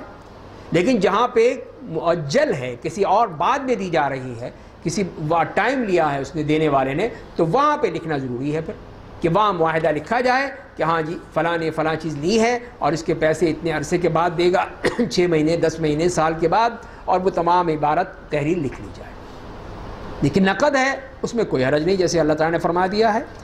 اور جب آپس میں خرید و فروخت کرو تو گواہ مقرر کر لو اور کاتب اور گواہ کو نقصان نہ پہنچایا جائے. اگر تم ایسا کرو گے تو تمہارے حق میں گناہ کی بات ہوگی. اللہ سے ڈرتے رہو، اللہ تمہیں تعلیم دے رہا ہے، اللہ ہر چیز کو خوب جاننے والا ہے. واتقوا اللہ ویعلمکم اللہ، کہ اللہ تعالیٰ وہ تقوی بتانا چاہتا ہے اور اسی کے ذریعے سے تمہیں تعلیم دے رہا ہے. اور اگر تم حالت سفر میں ہو اور کوئی کاتب نہ پاؤ، کوئی لکھنے والا ہی نہیں ہے، اب کیا کریں؟ تو فرمایا تو قبضے میں لیا ہوا گروی استعمال کر لو، رہن رکھ لو کوئی چیز، وہ رکھ کے کہ یہ میں رکھ لیتا ہوں تمہاری یہ چیز، بعد میں جب یہ قرضہ لے لو، پیسے لے لو، جب واپس کرو گے اپنی چیز لے لینا. تو یہ اس طرح آپ نے ایک ضمانت رکھ لی اپنے پاس، تو یہ بھی جائز ہے. بس اگر تم میں سے کوئی کسی پر بھروسہ کر لے تو اسے جس پر بھروسہ کیا گیا ہے چاہیے کہ اس کی امانت ادا کر دے. اگر بھروسہ بھی کر لیا کہ ٹھیک ہے میں تمہیں مانتا ہوں، تم اچھے آدمی ہو، نیک آدمی ہو، نمازی ہو، تو میں دے دیتا ہوں تمہیں، تو اب اس کی ذمہ داری ہے کہ وہ ادا کر دے. یہ نہ ہو کہ دھوکہ دے کہ نہیں کوئی لکھا تو تھا ہی نہیں، کوئی گروی نہیں تھی، کوئی چیز رہن نہیں تھا، تو کیا حرج ہے کھا جاؤ. نہیں، اس چیز سے منع فرمایا. اور جو کوئی اسے چھپائے گا، اور گواہی کو مت چھپاؤ، اور جو کوئی اسے چھپائے گا اس کا دل گناہ گار ہوگا، اللہ تمہارے کیے کو اچھی طرح جانتا ہے. اور اب اس کے بعد اگلی آیات ہیں جو چوتھا حصہ ہے اس سورت کا، 284 سے 286 تک، جس میں اس اختتامیہ ہیں. اس سورت کا اختتام ہو رہا ہے سورہ بقرہ کا. فرمایا کہ جو کچھ آسمانوں اور زمین میں ہے اللہ کی ملکیت ہے، اور تمہارے دل میں جو کچھ ہے اسے ظاہر کرو یا چھپاؤ، اللہ اس پر تمہارا محاسبہ کرے گا. پھر جسے چاہے گا معاف کر دے گا، جسے چاہے گا عذاب دے گا. اللہ ہر چیز پر قادر ہے. تو یہاں پر یہ چیز بڑی سخت آ گئی کہ جو چیز چاہو تو بیان کرو، ظاہر کرو یا چھپاؤ، پکڑے پھر بھی جاؤ گے. اب یہ صحابہ کرام بڑے پریشان ہو گئے کہ یا رسول اللہ یہ کیا کریں؟ جو دل کی باتیں ہیں اس میں بھی پکڑ ہوگی، اس میں تو مارے گئے. پھر ہم دل میں تو پتہ نہیں کیا کیا خیال آتا ہے، کیا کیا مسائل آتے ہیں، کیا کیا غلط باتیں آ جاتی ہیں. تو یہاں پر تو یہ کہا گیا. پھر اللہ تعالیٰ نے رحم فرمایا، اس چیز کو معاف فرما دیا. اسی لیے پہلے کہا کہ پہلے ایمان تو لاؤ، ایمان لاؤ پہلے اللہ کی بات پہ، پھر دیکھنا کتنی اللہ کی طرف سے رحمتیں ملتی ہیں تمہیں. آمن الرسول بما انزل الیہ من ربہ، رسول اللہ صلی اللہ علیہ وسلم اس چیز پر ایمان لے آئے جو ان کے رب کی طرف سے ان پر نازل ہوئی، اور مومن بھی، اور ہر ایک ایمان لے آیا اللہ پر، اس کے فرشتوں پر، اس کی کتابوں پر، اس کے رسولوں پر. وہ کہتے ہیں کہ ہم اس کے رسولوں کے درمیان تفریق نہیں کرتے، سب کو مانتے ہیں. اور انہوں نے کہا اے اللہ ہم نے تیرا حکم سنا اور اطاعت کی. یہ ہے اصل معاملہ کہ دیکھو یہودیوں کی طرح مت کہنا سمعنا و عصینا، جیسے کہ پہلے آپ سن چکے ہیں. یہاں پر یہ کہو سمعنا و اطعنا، کہ ہم نے سن لیا ہے با اللہ ہم بات مانیں گے. پہلے یہ تو کہو، پھر آگے دیکھنا کہ کتنی آسانی ہوتی ہے تمہارے لیے. تو یہی انہوں نے کہا کہ ہم نے تیرا حکم سنا اور اطاعت کی. اور اے ہمارے رب ہم تیری مغفرت چاہتے ہیں، ہم تیری ہی طرف لوٹنا ہے۔ تو پھر اللہ تعالیٰ نے بتا دیا کہ اللہ تعالیٰ کسی بھی آدمی کو اس کی طاقت سے زیادہ مکلف نہیں کرتا۔ تو یہ طاقت سے باہر ہے کہ جو انسان کے دل کی بات ہے وہ طاقت سے باہر ہے، دل میں تو پتہ نہیں کیا کچھ آتا ہے۔ اسی لیے نبی کریم صلی اللہ علیہ وسلم یہی دعا کیا کرتے تھے اپنی ازواج مطہرات کے حوالے سے کہ اے اللہ میں اپنی جو بھی میری طاقت میں ہے میں ان کے ساتھ کرتا ہوں، عدل کرتا ہوں، تقسیم کرتا ہوں، تو یہ کر رہا ہوں، اور جس کا مجھ پر طاقت نہیں ہے اس کا مواخذہ نہ کرنا۔ لا تؤاخذنی فیما لا املک، جو میری ملکیت نہیں ہے، جس کا میرے دل میں قابو میں نہیں ہے، اس پہ میرا مواخذہ نہ کرنا۔ وہ کیا ہے؟ وہی دل کی بات ہے کہ دل ایک طرف کسی کی طرف مائل ہو جاتا ہے زیادہ۔ اب ظاہر ازواج مطہرات تھیں، حضرت عائشہ سے زیادہ آپ کو لگاؤ تھا، تو یہ تو اللہ کی طرف سے تھا۔ اب اس پہ آپ نہیں کہہ سکتے کہ نہیں، کیوں عائشہ سے زیادہ محبت کرتے ہو، دوسروں سے بھی کرو، اب یہ ممکن نہیں ہے۔ جیسے انسان خود اپنی اولاد کو دیکھے کہ اولاد میں سے کسی کو آپ کو زیادہ آپ کو محبت ہوگی، کسی سے کم ہوگی، کسی کو زیادہ چاہیں گے، کسی کو کم چاہیں گے، تو یہ سب دل کی باتیں ہیں۔ تو فرمایا کہ یہ ہے، اس پر مواخذہ نہیں ہے، یہ دل کا معاملہ ہے۔ اسی لیے فرمایا اللہ تعالیٰ نے کہ لا یکلف اللہ نفسا الا وسعها، جو انسان کی طاقت ہے اسی کے مطابق اللہ تعالیٰ مواخذہ فرمائیں گے، اور اس کے بغیر نہیں۔ لہا ما کسبت وعلیہا ما اکتسبت، اور فرمائیں کہ جو نیکی کرے گا اس کا اجر اسے ملے گا، جو گناہ کرے گا اس کا خمیازہ اسے بھگتنا پڑے گا۔ اور پھر کہا کہ اب دعا کرو، اللہ سے دعا کرو۔ اللہ تعالیٰ نے دعا سکھا دی کہ ربنا لا تؤاخذنا ان نسینا واخطانا، اے ہمارے رب بھول چوک اور غلطی پر ہمارا مواخذہ نہ کرنا۔ یہ بھول چوک ہو جاتی ہے، ہم سے غلطی ہو جاتی ہے، تو اے اللہ ہمارا مواخذہ نہ کرنا، نہ پکڑنا ہمیں۔ تو اللہ تعالیٰ نے معاف کر دیا، اور آپ نے بتا دیا کہ میری امت سے بھول چوک، غلطی اور جو کام زبردستی کرایا گیا ہو سب معاف ہے۔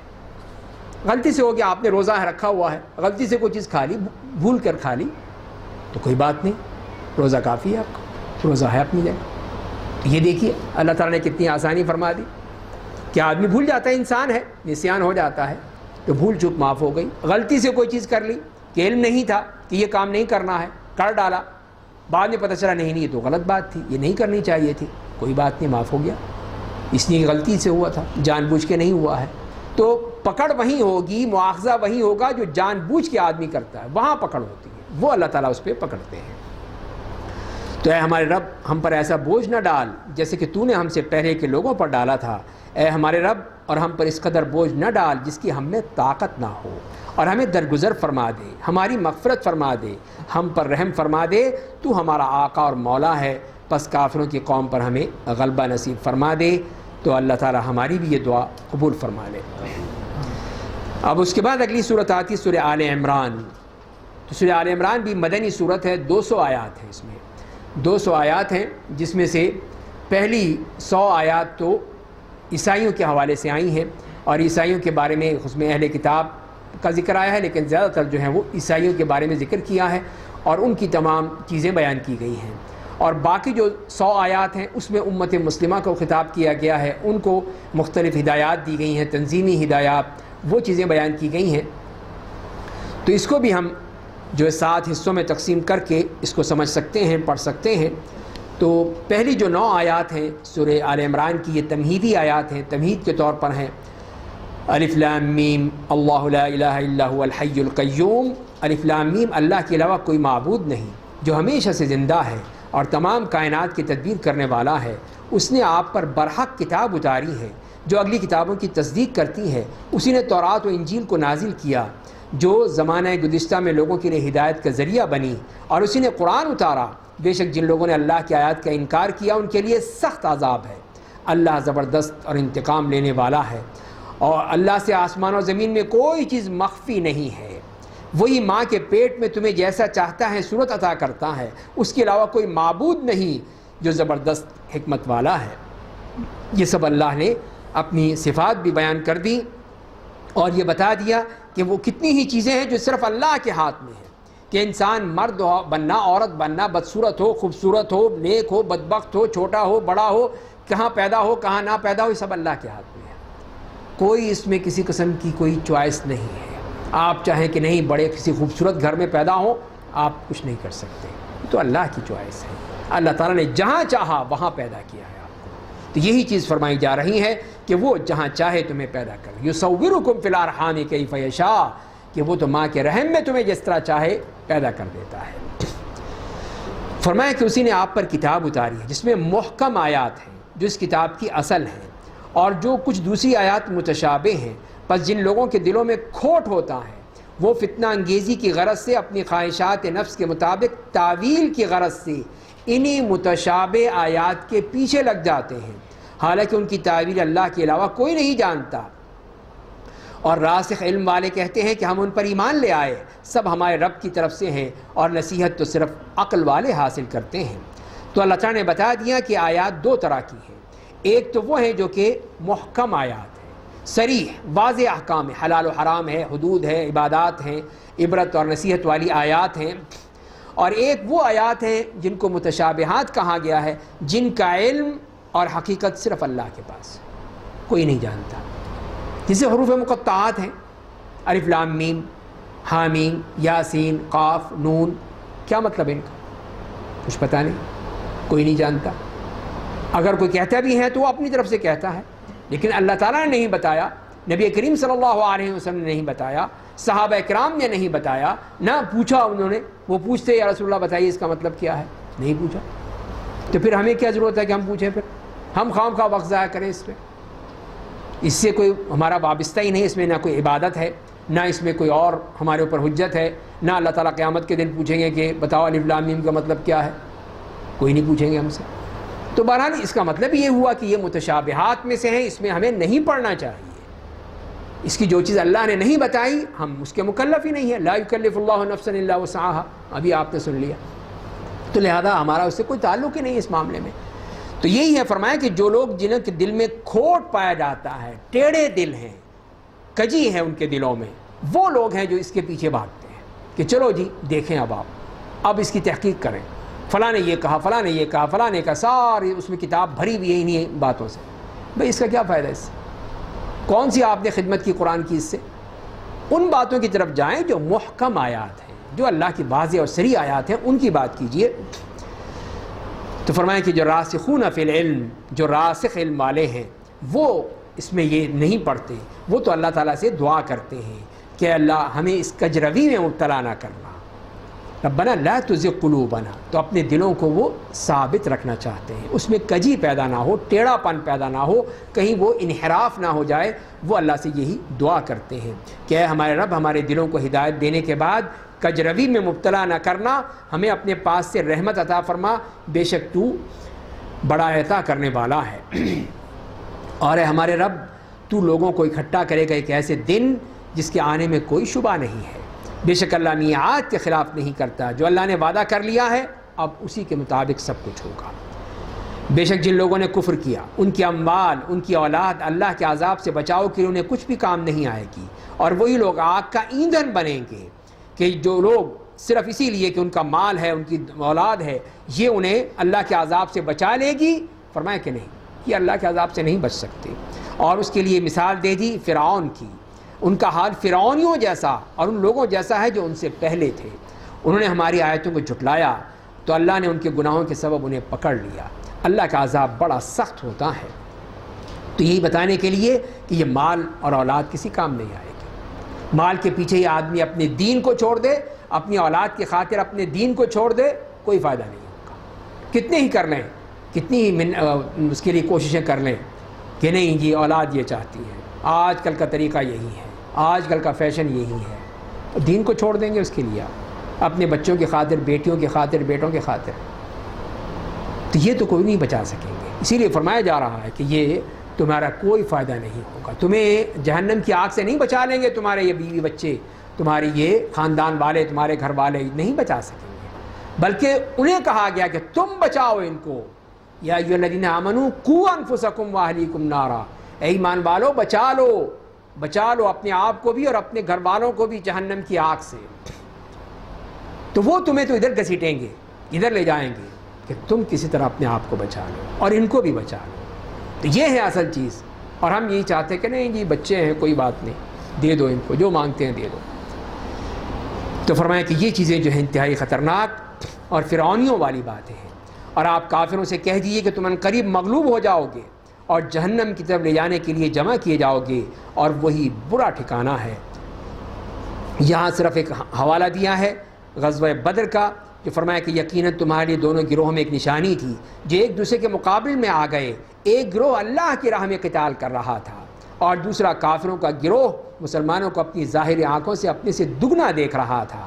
اللہ اپنی مدد کے ذریعے جس کی چاہتا ہے تائید فرماتا ہے، بے شک اس میں اہل بصیرت کے لیے عبرت ہے، یہ بتانے کے لیے کہ ایک طرف وہ لوگ ہیں جو کہ اللہ کے لیے جنگ کرتے ہیں، اللہ کے لیے چاہے ان کی تعداد تھوڑی سی کیوں نہ ہو لیکن وہ پوری طرح ڈٹ کے مقابلہ کرتے۔ 313 تھے لیکن وہ 313 نہیں تھے، وہ ان سب پہ بھاری تھے، اپنے سے 3 گنی طاقت سے بڑھ کر تھے، ان کے ناکوں چنے چبا دیے انہوں نے۔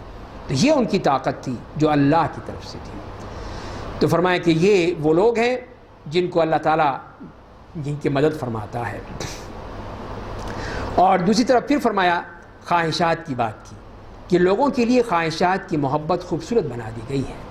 زُيِّنَ لِلنَّاسِ حُبُّ الشَّهَوَاتِ، کہ یہی جو انسان کی خواہشات نفس ہیں بڑی مزین ہو جاتی ہیں کہ یہ بھی لے لوں، یہ بھی کر لوں، یہ چیز بھی ہونی چاہیے، وہ چیز بھی ہونی چاہیے۔ تو انسان کی خواہشات جو ہیں وہ تو کوئی ان کی حد نہیں ہے، کوئی قید نہیں ہے، وہ تو بڑھتی ہی چلی جاتی ہیں، بڑھتی ہی چلی جاتی ہیں۔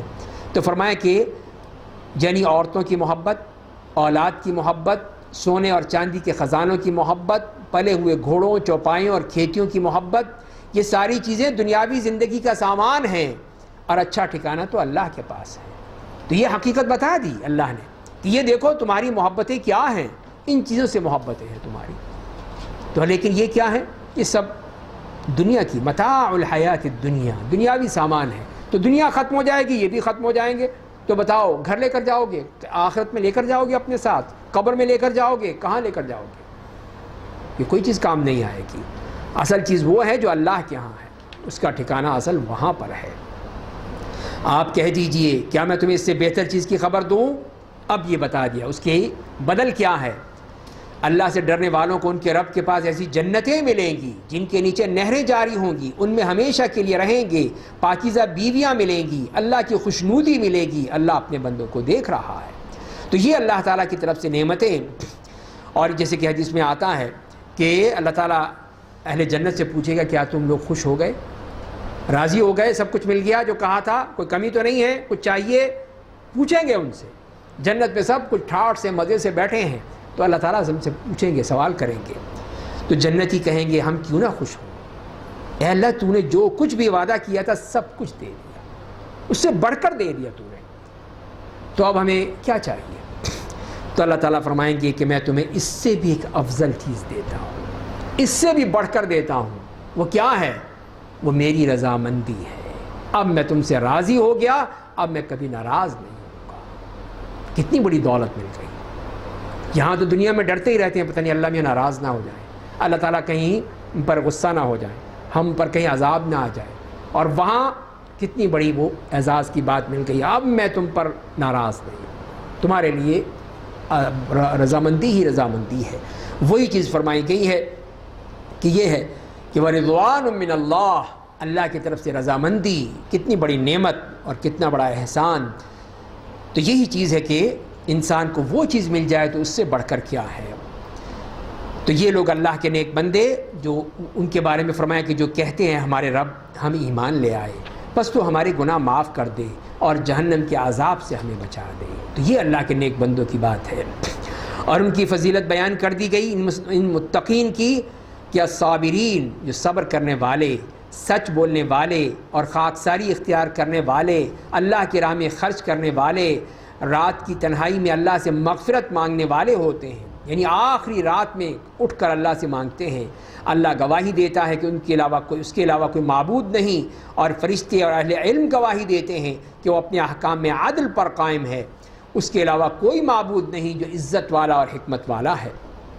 تو یہ گواہی، یہ شہادت جو مالک دو جہاں کی طرف سے ہے، فرشتوں کی طرف سے ہے، اور اہل علم کی زبانی ہے۔ اہل علم کے لیے کتنے بڑی سعادت کہ وہ یہ گواہی دیتے ہیں اللہ کے بارے میں کہ اللہ تعالیٰ کی توحید کی شہادت، اور اس بات کی شہادت کہ وہ عدل و انصاف اور اعتدال کی راہ ہے، وہ سب اس کی گواہی دیتے ہیں۔ بے شک دین برحق اللہ کے نزدیک اسلام ہے، صرف اسلام، ان الدین عند اللہ الاسلام، اسلام ہی برحق دین ہے اور کوئی دین نہیں۔ فرمایا کہ اہل کتاب نے ان کے پاس علم آ جانے کے بعد حسد و عناد کی وجہ سے مخالفت کی، اور جو اللہ کی آیتوں کا انکار کرے گا اللہ بہت جلد حساب لینے والا ہے۔ بس اگر وہ لوگ آپ کے ساتھ جھگڑیں تو آپ کہہ دیجئے کہ میں نے تو اپنا سر اللہ کے سامنے جھکا دیا ہے، اور میرے ماننے والوں نے بھی، اور آپ اہل کتاب اور مشرکین عرب سے کہہ دیجئے کہ کیا تم لوگوں نے بھی اپنا سر اللہ کے سامنے جھکا دیا، مان لیا اس بات کو کہ نہیں مانا؟ ہم تو مان لیا، ہم نے اللہ کے رسول صلی اللہ علیہ وسلم نے بھی مان لیا، ہم نے بھی مان لیا، تم بتاؤ۔ اب ان کی طرف مخاطب ہیں، ان سے کہا جا رہا ہے بس اگر وہ اسلام لے آئیں تو ہدایت پا لیں گے، اگر روح گردانی کریں گے تو آپ کی ذمہ داری صرف پیغام پہنچانا ہے، آپ کا کام صرف یہی ہے، کوئی آپ نے ڈنڈے کے زور پہ نہیں لانا، صرف آپ نے ان کو ایمان کی، اسلام کی دعوت دینی ہے، اور اللہ اپنے بندوں کو دیکھ رہا ہے۔ بے شک جو لوگ اللہ کی آیتوں کا انکار کرتے ہیں اور انبیاء کرام کو ناحق قتل کرتے ہیں، ان لوگوں کو قتل کرتے ہیں جو عدل و انصاف کا حکم دیتے ہیں، انہیں آپ دردناک عذاب کی خوشخبری دے دیجیے کہ یہ ہیں وہ لوگ، یہ جہنمی جو کہ اللہ کے نیک بندوں کو قتل کرنے والے، انبیاء کرام کو قتل کرنے والے، یہ ہیں وہ لوگ، ان کے لیے سخت سزا ہے۔ یہی وہ لوگ ہیں جن کے اعمال دنیا اور آخرت میں برباد ہو گئے، ان کا کوئی مددگار نہیں ہوگا۔ کیا آپ نے ان لوگوں کو نہیں دیکھا جنہیں اللہ کی کتاب کا ایک حصہ ملا، انہیں اللہ کی طرف بلایا جاتا ہے تاکہ ان کے درمیان فیصلہ کر دے، پھر ان کی ایک جماعت اس سے اعراض کرتے ہوئے لوٹ جاتی ہے، ماننے کو تیار نہیں ہے۔ یہی منافقین کا معاملہ ہے کہ جہاں اللہ اور اس کے رسول کی بات آئی، نہیں یہ نہیں چل سکتا، یہ نہیں مان سکتے۔ یہ اس وجہ سے ہے کہ وہ کہتے ہیں کہ چند دن کے علاوہ ہمیں ہرگز آگ نہیں چھوئے گی، اور انہیں ان کے دین کے معاملے میں ان کی افترا پردازیوں نے دھوکے میں ڈال رکھا ہے۔ تو یہ یہودیوں کا معاملہ جو ہے، ایک تو یہی ہے کہ ان کا معاملہ، کہ ان کا یہ جھوٹا گمان ہے کہ جہنم تو ہمیں چند دن کے لیے ملے گی، بس تھوڑی سی وہاں پہ تھوڑی سی پٹائی ہوگی، اس کے بعد کہیں جاؤ بھائی گھر جاؤ، تو وہ یہ سمجھتے ہیں۔ اور دوسری بات کیا ہے، وہ یہ اس دھوکے میں آ گئے کہ ہم حق پر ہیں، ہم ہی اصل حق پر ہیں، اس لیے کہ ہم اللہ کے چہیتے ہیں، لاڈلے ہیں، پیارے ہیں، دلارے ہیں، تو لہذا اللہ تعالیٰ ہمیں کچھ بھی نہیں کہے گا، تھپکی دے گا، پھر ہمیں بھیج دے گا جنت میں۔ وہ یہی سمجھتے پھر رہے ہیں، اسی لیے وہ اسی غلط فہمی میں سمجھتے ہیں کہ یہی حق ہے۔ یہ کتنی غلط بات ہے جو ان لوگوں کے، اسی لیے فرمایا کہ سب ان کی افتراء ہے۔ وَغَرَّهُمْ فِي دِينِهِمْ مَا كَانُوا يَفْتَرُونَ، جو افتراء پردازیاں کر رہے ہیں انہوں نے اس کو دھوکے میں ڈال رکھا ہے۔ فَكَيْفَ إِذَا جَمَعْنَاهُمْ لِيَوْمٍ لَا رَيْبَ فِيهِ، پس کیسا حال ہوگا ان کا جب انہیں ایک دن جمع کریں گے جس کے آنے میں کوئی شبہ نہیں، ہر آدمی کو اس کے کیے کا پورا پورا بدلہ دیا جائے گا اور ان پر ظلم نہیں کیا جائے گا۔ آپ کہہ دیجئے کہ اے میرے اللہ، حقیقی بادشاہی کے مالک، تو جسے چاہتا ہے بادشاہی عطا کرتا ہے، جس سے چاہتا ہے بادشاہی چھین لیتا ہے، جسے چاہتا ہے عزت دیتا ہے، جسے چاہتا ہے ذلیل بنا دیتا ہے، تمام بھلائیاں تیرے ہاتھ میں ہیں، بے شک تو ہر چیز پر قادر ہے۔ تو وہی اللہ ہے جس نے ان یہودیوں سے، بنی اسرائیل سے یہ چھین کر مسلمانوں کو دے دیا۔ قبلہ ان کا تھا، ان سے چھین کر یہ قبلہ ہمیں دے دیا۔ کتاب ان کے لیے بھی آئی تھی لیکن ہمیں قرآن دے دیا، تو عزت اور ذلت تو اس کے ہاتھ میں ہے۔ تو یہ سمجھتے تھے کہ نہیں، ہم تو بڑے اللہ کے چہیتے ہیں، لاڈلے ہیں، لہذا ہمیں تو کچھ ہوگا ہی نہیں، ہم تو سیدھے جنت میں جائیں گے۔ تو فرمایا کہ نہیں، یہ سب اللہ کا معاملہ ہے، وہ ذلت اور عزت تو اس کے ہاتھ میں ہے، تو اسی کی طرف سے سب کچھ ملنے والا ہے۔ تو رات کو دن میں اور دن کو رات میں داخل کرتا ہے، زندہ کو مردہ سے اور مردہ کو زندہ سے نکالتا ہے، اور تو جسے چاہتا ہے بے حساب روزی دیتا ہے۔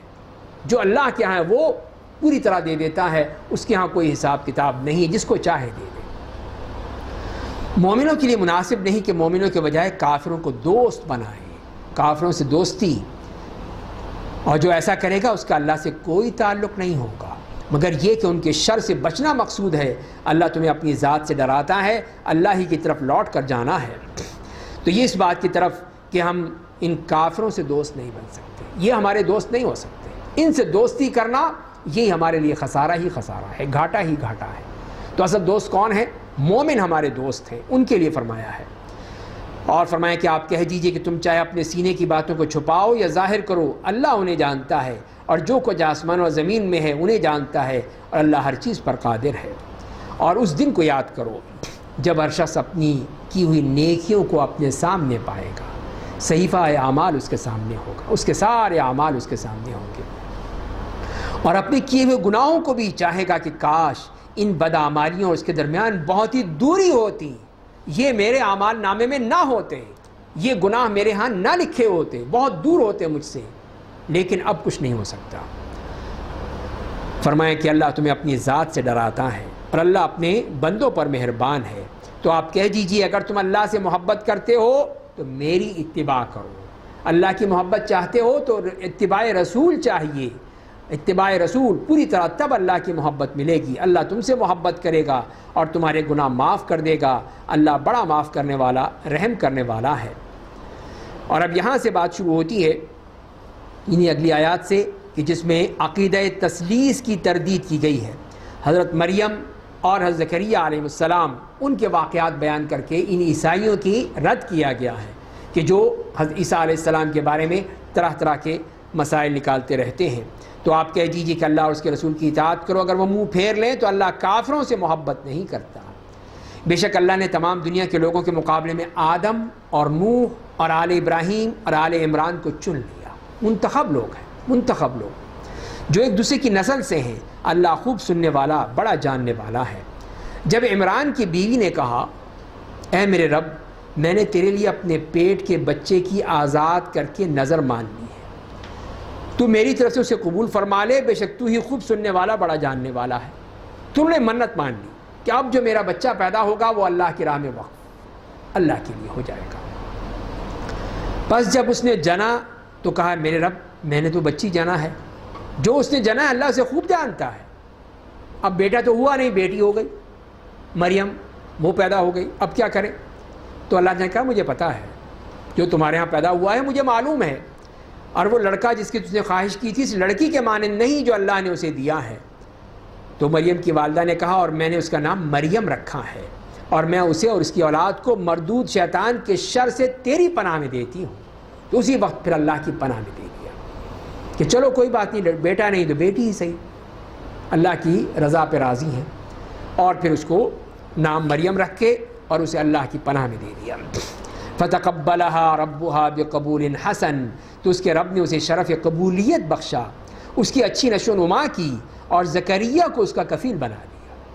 زکریا علیہ السلام وہ اس کے کفیل بن گئے۔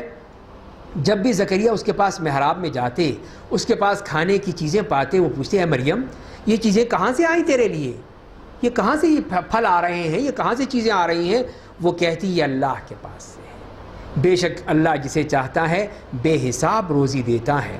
تو یہ اللہ کی طرف سے کس طرح، اور بعض مفسرین نے لکھا ہے کہ موسم سرما کا پھل موسم گرما میں اور گرما کے سرما میں پاتے تھے، اسی لیے حضرت زکریا نے کہا کہ یہ کیا کہاں سے آ رہا ہے، یہ سردیوں میں آم کہاں سے آ رہے ہیں اور گرمیوں میں مالٹے آ رہے ہیں، تو یہ کس طرح ہو رہا ہے؟ تو فرمائے تو اللہ کی طرف سے ہے، اللہ جس کو چاہتا ہے بے حساب دیتا ہے، تو اسی طرح مجھے دے رہا ہے۔ تو یہی چیز ہے جو اللہ کی طرف سے ہوتی ہے۔ ہنالک دعا زکریا ربہ، اسی جگہ اور اسی وقت زکریا نے اپنے رب سے دعا کی اے میرے رب مجھے تو اپنے پاس سے اچھی اولاد عطا فرما دے، بے شک تو دعا کو سننے والا ہے۔ اب جو انہوں نے دیکھا کہ بے موسم کا پھل نظر آ رہا ہے تو مجھ پہ بھی تو مل سکتی ہیں، کہ مجھے بھی تو بے موسم کا پھل مل سکتا ہے، اس بڑھاپے میں اولاد دے سکتا ہے۔ کتنا یقین تھا، کتنا ایمان تھا کہ جب اس کو دے سکتا ہے، اس لڑکی کو یہ پھل دے سکتا ہے بے موسم کا پھل، تو مجھ بوڑھے کو بے موسم نہیں دے سکتا؟ دے سکتا ہے، اسی لیے اولاد مانگ لی کہ اللہ مجھے بھی اولاد دے دے۔ فنادته الملائکۃ وهو قائم یصلی فی المحراب، تو فرشتوں نے آواز دی جب وہ محراب میں کھڑے نماز پڑھ رہے تھے کہ اللہ آپ کو یحییٰ کی بشارت دے رہے ہیں۔ دیکھ لیجیے، دعا مانگی، یحییٰ مل گئے، اللہ نے نام بھی اللہ نے رکھ دیا، نام رکھنے کی ضرورت نہیں، وہیں سے باقاعدہ نام بھی مل گیا۔ تو فرمایا کہ جو اللہ کے کلمہ یعنی عیسیٰ کی تصدیق کرنے والا سردار، پاک باز اور صالح نبی ہوگا۔ زکریا نے کہا اے میرے رب مجھے لڑکا کیسے ہو سکتا ہے جبکہ میں بوڑھا ہو چکا ہوں، میری بیوی بانجھ ہے، ابھی خود تو مانگا تھا، اب خود ہی اعتراض کر رہے ہیں، اب کیسے ہوگا؟ بوڑھا ہو چکا ہوں، بیوی بانجھ ہو چکی ہے، اتنی بوڑھی ہو گئی ہے، تو اب اس کی اولاد کیسے ہوگی؟ تو کہا اسی طرح اللہ جو چاہتا ہے کرتا ہے، تو جو اللہ کا فیصلہ ہوگا اب تمہیں بولنے کی ضرورت نہیں ہے، بس اب جو ملے گا لے لو۔ کہا اے میرے رب میرے لیے کوئی نشانی مقرر کر دے کہ واقعی یہ بات یہی ہو گئی تیری طرف سے ہے. کہا تمہاری نشانی یہ ہوگی کہ تم 3 دن تک لوگوں سے صرف اشارے سے بات کر سکو گے, منہ بند, بس اشارے سے, اور اپنے رب کو کثرت سے یاد کرو اور شام کو اور صبح کو اس کی تسبیح بیان کرو, بس یہ تمہارا کام ہوگا 3 دن. اب آئیے حضرت مریم کی بات سنا دی. اور جب فرشتوں نے کہا اے مریم اللہ نے تمہیں برگزیدہ بنایا, تمہیں پاک کیا, سارے جہان کی عورتوں کے مقابلے میں تمہیں چن لیا, اے مریم تم اپنے رب کے لیے خاکساری اختیار کرو, سجدہ کرو, رکوع کرنے والوں کے ساتھ رکوع کرو. یہ غیب کی خبریں ہیں جو تو ہم آپ کو بذریعہ وحی بتا رہے ہیں. آپ ان کے پاس اس وقت نہیں تھے جب وہ اپنے قلم بطور قرآن نہر اردن میں ڈال رہے تھے, قرآن نکال رہے تھے کہ مریم کی کفالت کون کرے گا, اور جب وہ آپس میں جھگڑ رہے تھے تو آپ ان کے پاس موجود نہیں تھے. تو یہ باتیں اللہ نے بتائیں, نبی کریم صلی اللہ علیہ وسلم کو وحی کے ذریعے سے باتیں معلوم ہو رہی, سب غیب کی باتیں ہیں جو کسی کو نہیں معلوم تھی. جب فرشتوں نے کہا اے مریم اللہ تمہیں اپنے کلمے کی خوشخبری دیتا ہے جس کا نام مسیح عیسیٰ ابن مریم ہوگا, جو دنیا اور آخرت میں باعزت ہوگا, میرے مقرب بندوں میں سے ہوگا, لوگوں سے گود میں اور ادھیڑ عمر کو پہنچنے کے بعد بات کرے گا اور میرے نیک بندوں میں سے ہوگا. تو یہ سب چیزیں بتا دی فرشتوں نے حضرت مریم کو کہ یہ دیکھو اب تمہیں ایک بچہ ملے گا, یہ سب کچھ ہوگا. اب وہی پریشان ہو گئی. تو مریم نے کہا میرے رب مجھے لڑکا کیسے ہو سکتا ہے, مجھے تو کسی انسان نے چھوا تک نہیں ہے. کہا اسی طرح اللہ جو چاہتا ہے پیدا کرتا ہے, جب کسی کا فیصلہ کر لے تو وہ کہتا ہے ہو جا تو ہو جاتی ہے, اس میں دیر کون سی لگی, بس کن تو ہو گیا. اللہ اسے کتاب کا علم, حکمت, تورات اور انجیل دے گا اور رسول بنا کر بنی اسرائیل کی طرف بھیجے گا, جو ان سے کہے گا میں تمہارے پاس تمہارے رب کی طرف سے نشانی لے کر آیا ہوں, وہ یہ کہ میں مٹی سے پرندے کی شکل بناؤں گا, پھر اس میں پھونک ماروں گا تو اللہ کے حکم سے پرندہ ہو جائے گا, اور میں اللہ کے حکم سے مادرزاد اندھے کو اور برس والے کو ٹھیک کر دوں گا اور مردوں کو زندہ کر دوں گا, اور جو کچھ تم کھاتے ہو جو اپنے گھروں میں جمع کرتے ہو میں سب تمہیں بتا دوں گا. اگر تم ایمان والے ہو تو اسی میں تمہارے لیے ایک نشانی ہے.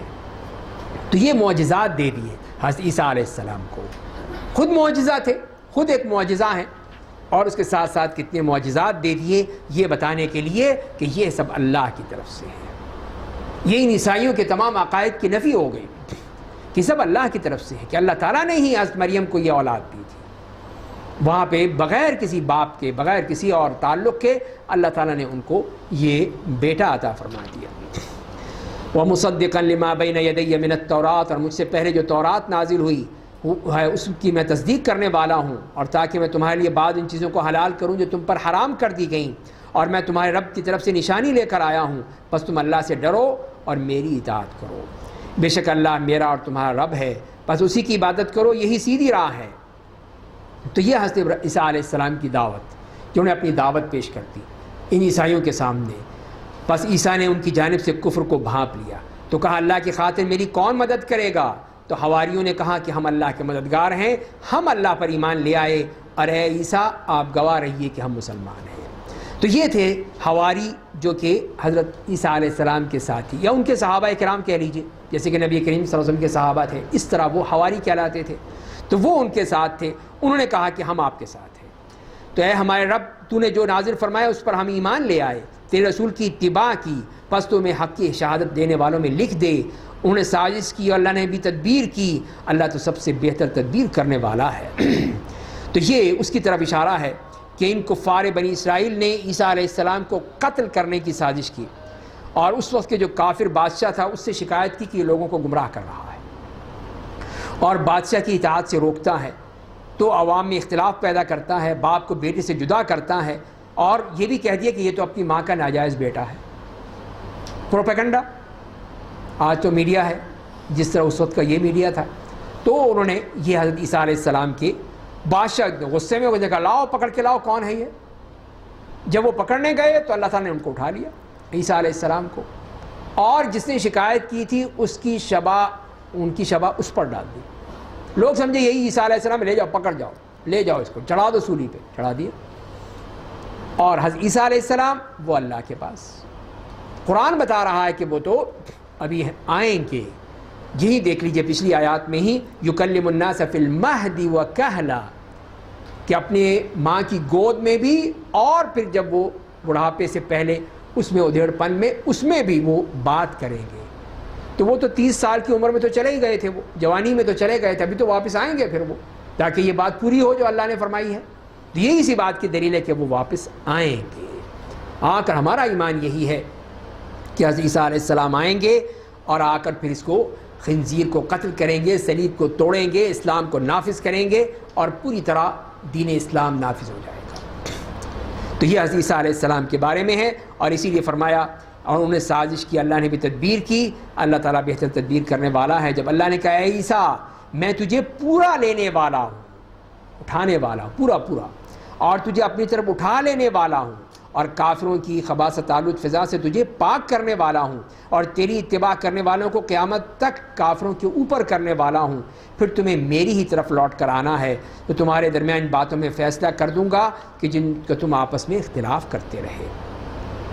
تو اس طرح اللہ تعالیٰ نے حضرت عیسیٰ علیہ السلام کے بارے میں بات بتا دی کہ یہ ہے حق، یہ ہے وہ حق جو ہم جس کا ایمان رکھتے ہیں ہم مسلمان، کہ وہ زندہ ہیں، اپنے رب کے پاس ہیں، واپس آئیں گے، قیامت کی نشانی بن کر آئیں گے، اور پھر وہ جو رسول اللہ نے فرمایا ہے اس کے مطابق سب وہ کریں گے کہ قیامت کے قریب آسمان سے دوبارہ آئیں گے، دجال اور خنزیر کو قتل کریں گے، صلیب کو توڑیں گے، اور نبی کریم صلی اللہ علیہ وسلم کی اتباع کریں گے. نبی بن کر نہیں آئیں گے بلکہ تابع ہو کر آئیں گے، آپ کی امت کے تابع. بس جن لوگوں نے کفر کی راہ اختیار کی انہیں دنیا اور آخرت میں شدید عذاب دوں گا، ان کا کوئی مددگار نہ ہوگا. اور جو لوگ ایمان لائے انہوں نے عمل صالح کیا تو اللہ انہیں ان کا پورا پورا بدلہ دے گا. اللہ ظالموں کو پسند نہیں کرتا. یہ آیتیں اور حکیمانہ نصیحتیں ہم آپ کو پڑھ کر سنا رہے ہیں، تو یہ اللہ کی طرف سے یہ تمام چیزیں بتا دی گئی ہیں. ان مثل عیسیٰ عند اللہ کمثل آدم، بے شک عیسیٰ کی مثال اللہ کے نزدیک آدم کی مثال ہے. عیسیٰ بن باپ کے پیدا ہوئے، آدم کا باپ بھی کوئی نہیں ہے، ماں بھی کوئی نہیں ہے، وہ تو بن ماں باپ ہیں. تو ان کو کیوں نہیں مانتے؟ پھر ان کو بھی خدا بنا لو. پھر عیسیٰ کو مانتے ہو تو پھر آدم کو کیوں نہیں مانتے؟ وہ تو زیادہ حقدار ہیں کہ ان کو خدا بنایا جائے. پھر نعوذ باللہ. تو اسی لیے اللہ تعالیٰ فرما رہے ہیں کہ تو غور کرو یہ کیا تم کہہ رہے ہو تم کہ عیسیٰ علیہ السلام کو باپ بیٹا روح القدس بنا دیا تم نے، تو آدم کہاں گئے پھر؟ تو اسی لیے فرمایا کہ عیسیٰ کی مثال اللہ کے نزدیک آدم کی مثال ہے. اسے مٹی سے پیدا کیا، پھر کہا ہو جا تو وہ ہو گیا. بالکل اسی طرح عیسیٰ کو کہا کہ ہو جاؤ تو وہ ہو گیا. فرق کیا ہوا اس میں؟ یہ آپ کے رب کی طرف سے حق بات ہے، اس لیے آپ شک کرنے والوں میں سے نہ ہو جائیے. بس جو کوئی آپ سے اس بارے میں آپ کے پاس علم آ جانے کے بعد جھگڑا کرے تو کہہ دیجیے آؤ ہم اور تم اپنے اپنے بیٹوں کو اور عورتوں کو اور اپنے آپ کو اکٹھا کر لیں، پھر عاجزی کے ساتھ دعا کریں اور جھوٹوں پر اللہ کی لعنت بھیجیں. یہ ہے مباہلہ کرنا. تو جیسے کہ صلح حدیبیہ کے بعد نجران کے عیسائیوں کا ایک وفد آیا نبی کریم صلی اللہ علیہ وسلم، اور پھر عیسیٰ علیہ السلام کے بارے میں آپ سے مناظرہ کرنے لگے. تو اللہ تعالیٰ نے بتا دیا پھر کہ بات مان نہیں دے رہے تھے کہ ٹھیک ہے آؤ مباہلہ کر لو، میں بھی آ جاتا ہوں اپنے بچوں کو لے کے، تم بھی آ جاؤ. پھر اللہ پہ لعنت کہ جو جھوٹا ہو اس پہ اللہ کی لعنت ہو. تو لوگوں نے سمجھایا اسے یہ تو نبی ہیں بچ جائیں گے اور تم مارے جاؤ گے. وہ تو سچے ہیں، نبی ہیں، اس لیے تم جھوٹے بن جاؤ گے، تم مارے جاؤ گے، تمہاری یہ جو لعنت ہے پھر ساری نسلوں پر جائے گی. تو اس کی بات سمجھ میں آ گئی. اس نے کہا ٹھیک ہے معاف کر دیجیے. پھر جزیہ دے کے وہ واپس چلے گئے. تو یہ ہے کہ عیسائیوں میں سے اگر کوئی نہیں مانتا تو کہتا آ جاؤ پھر مباہلہ کر لیتے. اسی طرح کتنے ہی لوگوں نے اس طرح کے مباہلے کرتے تھے، قادیانیوں سے کیے، دوسرے لوگوں سے کیے. وہ ایک طریقہ ہے حق بیان کرنے کا کہ اس کے ذریعے سے حق بات جو ہے وہ واضح ہو جاتی ہے. ان ھذا لہو القصص الحق، بے شک یہی سچا بیان ہے، اللہ کے علاوہ کوئی معبود نہیں، بے شک اللہ زبردست حکمت والا ہے. پس اگر وہ اعراض کریں تو بے شک اللہ فساد کرنے والوں کو خوب جانتا ہے. اب یہاں پہ ڈائلاگ کے بارے میں بتا دیا کہ اہل کتاب کے شر سے مسلمانوں کو خبردار کیا کہ آپ کہہ دیجیے اے اہل کتاب آؤ ایک کلمے پر جمع ہو جائیں، ماننا ہے آؤ پھر بات کر لو. پھر تم کہتے ہو اب بھی آج کل کا زمانہ بڑا ہے جی ڈائلاگ ہو کا زمانہ ہے، ڈائلاگ کر لیں، یہ کر لیں وہ کر لیں. کیوں، کس بات پہ کریں؟ یہ ہے قرآن بتا رہا ہے کس بات پر. ایک کلمے پر جمع ہو جائیں کہ جس پر ہم اور تم برابر ہیں، وہ یہ کہ اللہ کے علاوہ کسی کی عبادت نہ کریں، صرف اللہ کی عبادت. مانتے ہو آ جاؤ پھر، اور اس کے ساتھ کسی کو شریک نہ بنائیں، اور ہم میں سے کوئی کسی کو اللہ کے سوا معبود نہ بنائے. بس اگر وہ اعراض کریں تو مسلمانوں تم کہہ دو کہ گواہ رہو کہ ہم مسلمان ہیں. تو ہم کیسے یہ چھوڑ سکتے ہیں اپنے اسلام کو تمہاری یہودیت اور عیسائیت کی بھی وجہ سے؟ تو اس طرح نہیں ہو سکتا کہ اس طرح ہم کوئی برابری کی سطح پر ہوں۔ اے اہل کتاب، ابراہیم کے بارے میں کیوں جھگڑتے ہو حالانکہ تورات اور انجیل تو ان کے بہت بعد میں نازل کی گئی؟ کیا تم سمجھتے نہیں؟ کم عقلو، تم نے کج بحثی کر لی جس کے بارے میں تمہیں کچھ علم نہیں، لیکن جس کے بارے میں تمہارے پاس کوئی علم نہیں اس میں کیوں کج بحثی کرتے ہو؟ اللہ جانتا ہے، تم لوگ نہیں جانتے۔ تو یہی بتانے کے لیے کہ یہ علماء یہود یہ کرتے تھے کہ ابراہیم تو یہودی تھے اور نصارہ نے کہا وہ تو نصرانی تھے، تو اللہ نے یہی تو آیت نازل فرمائی اور ان کو بتایا کہ تورات تو ابراہیم کے تقریباً 1000 سال کے بعد نازل ہوئی تھی اور انجیل 2000 سال کے بعد ہوئی تھی، تو پھر ابراہیم یہودی اور عیسائی کیسے ہو گئے؟ اسی طرح ہے نا جیسے کہ آپ یہ کہیں کہ صحابہ کرام حنفی تھے یا شافعی تھے، بالکل وہی بات ہو گئی کہ ابراہیم علیہ السلام یہودی تھے یا نصرانی تھے۔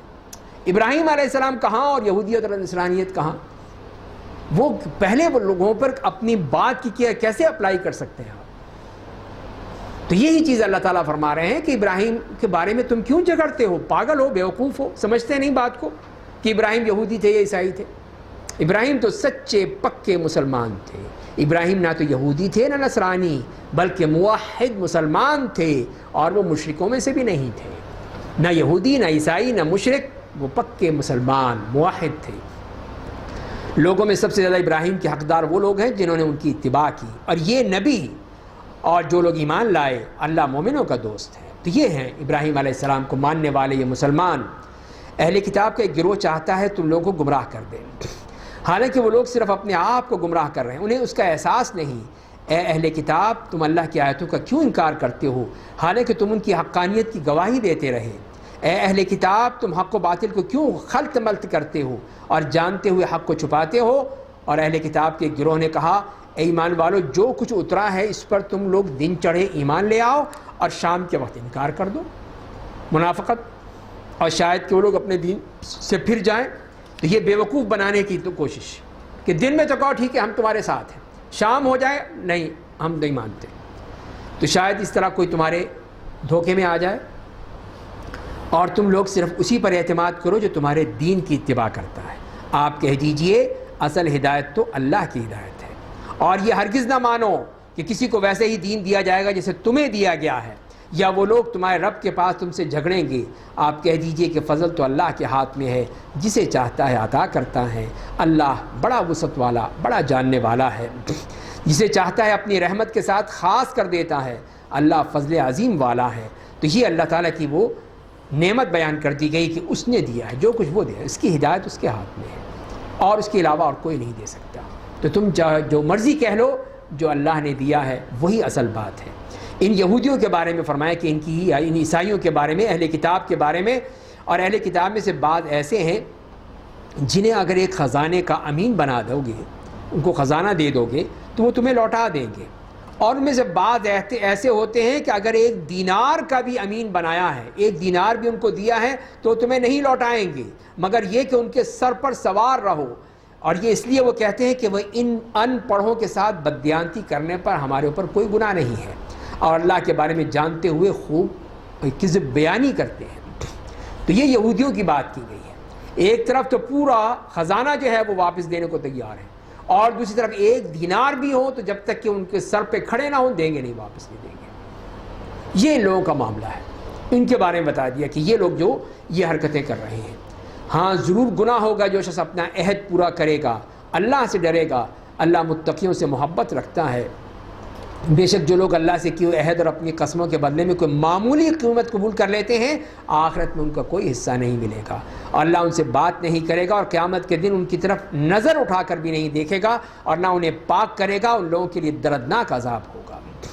تو یہ ہیں وہ لوگ جو اللہ کے اس کتاب کے بدلے میں، اللہ کی شریعت کے بدلے میں پیسے لیتے ہیں، جو جیسے یہودی کیا کرتے تھے۔ فرمایا کہ اللہ تعالیٰ ان کو تو نظر بھی اٹھا کر نہیں دیکھے گا۔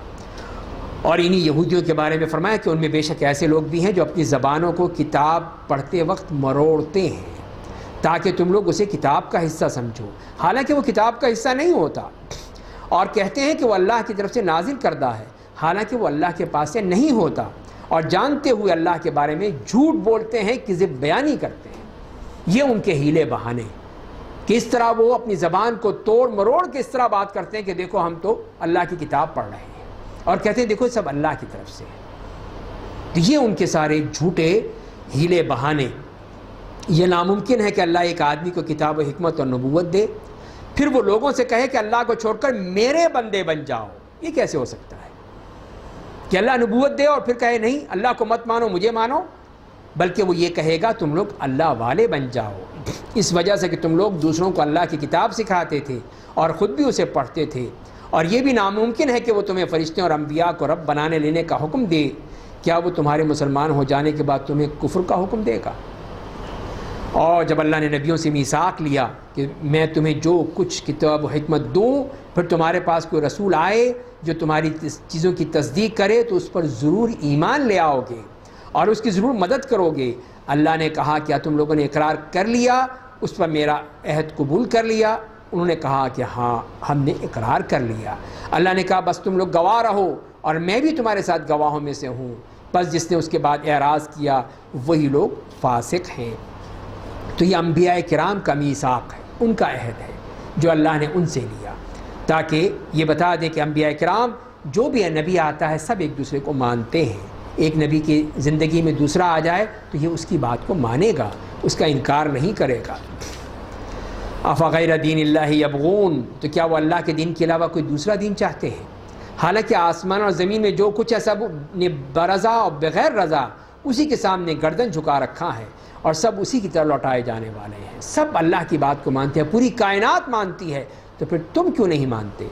آپ کہہ دیجئے کہ ہم اللہ پر ایمان لے آئے اور اس پر جو ہم پر نازل ہوا اور جو ابراہیم، اسماعیل، اسحاق اور یعقوب اور ان کی اولاد پر نازل ہوا اور جو موسیٰ اور عیسیٰ اور دیگر نبیوں کو ان کے رب کی طرف سے دیا گیا، ہم ان کے درمیان کوئی تفریق نہیں کرتے، ہم اسی کے لیے اپنی گردن جھکائے ہوئے ہیں۔ یہ ہے اصل ایمان۔ ایمان کی دعوت دی جا رہی ہے کہ تمام انبیاء کرام پر ایمان ہے، کسی کا ہم کوئی فرق نہیں کرتے، کسی کو ہم رد نہیں کرتے۔ وَمَن يَبْتَغِ غَيْرَ الْإِسْلَامِ دِينًا فَلَن يُقْبَلَ مِنْهُ، اور جو شخص اسلام کے علاوہ کوئی دوسرا دین چاہے گا تو اس کی طرف سے قبول نہیں کیا جائے گا اور وہ آخرت میں گھاٹا پانے والوں میں سے ہوں گے۔ تو اسلام کے علاوہ تو کوئی چیز قبول کی ہی نہیں جا سکتی ہے۔ اللہ تعالیٰ کیسے ہدایت دے گا ایسے لوگوں کو جو ایمان لانے کے بعد دوبارہ کافر ہو گئے اور اپنی اس گواہی کے بعد کہ رسول برحق ہے اور ان کے پاس کھلی نشانیاں آ جانے کے بعد اللہ تعالیٰ ظالم قوموں کو ہدایت نہیں دیتا۔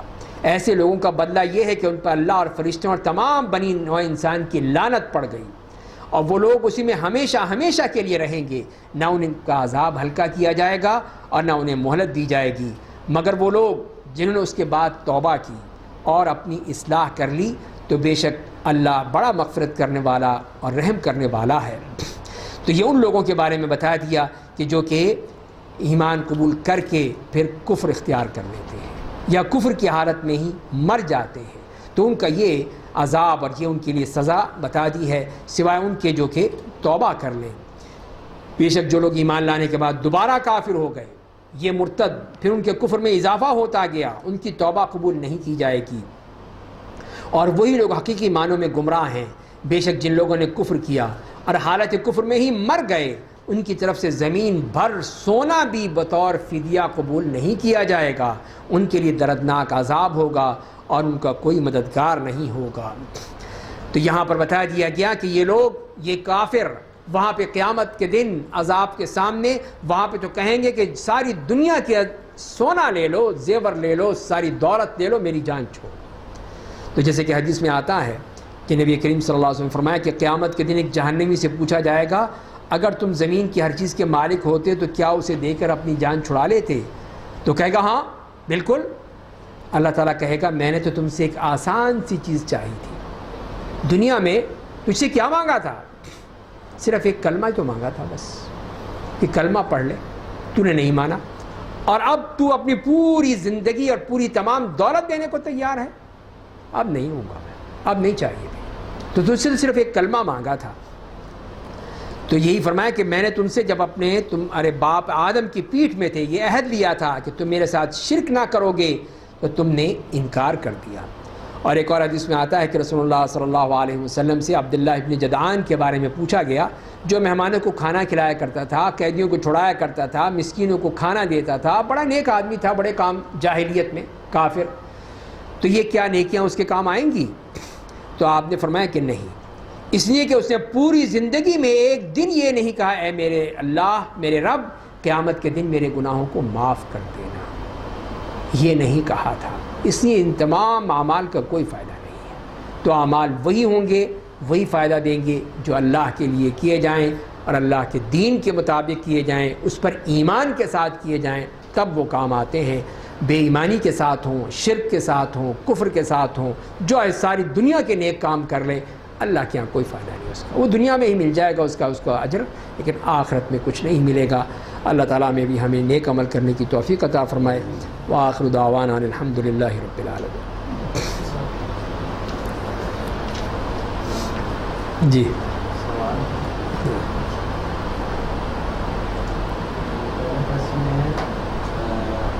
بنی اسرائیل کو ہم یہودی اور بنی اسرائیل کو قوم کے دو نام ہیں؟ جی ہاں، اسرائیل اصل تو ہے یعقوب علیہ السلام کا نام ہے، ان کا لقب تھا اسرائیل یعنی عبداللہ، تو حضرت یعقوب علیہ السلام کو کہا جاتا تھا۔ تو ان کی جو اولاد ہوئی، اور جیسے یوسف علیہ السلام اور دوسری اولاد انہی سے چلے ہیں، تو یہ پھر بنی اسرائیل کہلائے، اور انہی میں پھر وہ حضرت موسیٰ علیہ السلام آئے، تو یہ یہودی تھے، انہی کو یہود کہتے ہیں۔ تو قرآن کریم نے یہودی بھی کہا ہے، بنی اسرائیل بھی کہا ہے، اہل کتاب بھی کہا ہے، تو یہ وہ لوگ ہیں جو کہ وہاں پہ سب ان کے نام قرآن نے ذکر کیے ہیں۔ تو ایک ہی بات ہے، اہل کتاب کہیں تو دونوں آ جاتے ہیں، یہودی بھی عیسائی بھی، جن کو کتاب دی گئی تورات اور انجیل، اور یہودی صرف وہ ہیں جو کہ حضرت موسیٰ علیہ السلام کے پیروکار ہیں، اور بنی اسرائیل میں بھی دونوں آ جاتے ہیں، یہودی بھی عیسائی بھی۔ تو یہ ہے اصل چیز۔ سوال، جو لوگ باہر کے ملک میں رہتے ہیں، دوسری آیت میں کہا کہ آپس میں تم ان کو اپنا دوست نہیں بنا سکتے، لیکن وہاں پہ آپ کو پتہ اچھے اسکول یونیورسٹیز میں پڑھتے ہیں، اور وہاں پہ وہ کس طرح سے کس لیول پہ اسٹیٹس پر دوستی کا رکھی ہے، کس طرح؟ لیکن پہلی بات تو یہی ہے نا کہ وہاں پر ایک غیر مسلم ملک میں رہنے کا جواز کیا ہے؟ بڑی بات تو یہی ہے کہ آپ ایک مسلمان ملک میں رہتے ہوئے یا مسلمان ہو کر ایک غیر مسلم ملک میں کیسے رہ سکتے ہیں؟ جبکہ کہا گیا کہ یا ایھا الذین آمنوا ادخلوا فی السلم کافہ، پورے اسلام میں داخل ہو جاؤ۔ تو کیا نماز روزہ ہی اسلام ہے صرف؟ باقی چیزیں اسلام نہیں ہیں؟ باقی چیزوں کا جواب کون دے گا؟ آپ کو کوئی جھگڑا ہو گیا تو آپ جائیں گے اس کی برٹش اس میں کورٹ میں جائیں گے، امریکن کورٹ میں جائیں گے، کینیڈین کورٹ میں جائیں گے؟ افحکم الجاہلیت یبغون، جاہلیت کا حکم لیں گے؟ تو یہی تو مسئلہ ہے اصل، کہ ہم اصل غلطی یہ ہے کہ ہم جا کے جب غیر مسلم ملک میں رہتے ہیں تو پھر وہاں پہ دین کو کیسے نافذ کر سکتے ہیں؟ اور پھر جا کے وہاں پہ باقاعدہ ان کا امیگریشن لے لیتے ہیں، پاسپورٹ لے لیتے ہیں، ان کی نیشنلٹی لے لیتے ہیں، ان کے اس کے اوپر آپ باقاعدہ عہد دیتے ہیں، ہر چیز کا باقاعدہ وعدہ کرتے ہیں، تو پھر ایک مسلمان کیسے کر سکتا ہے؟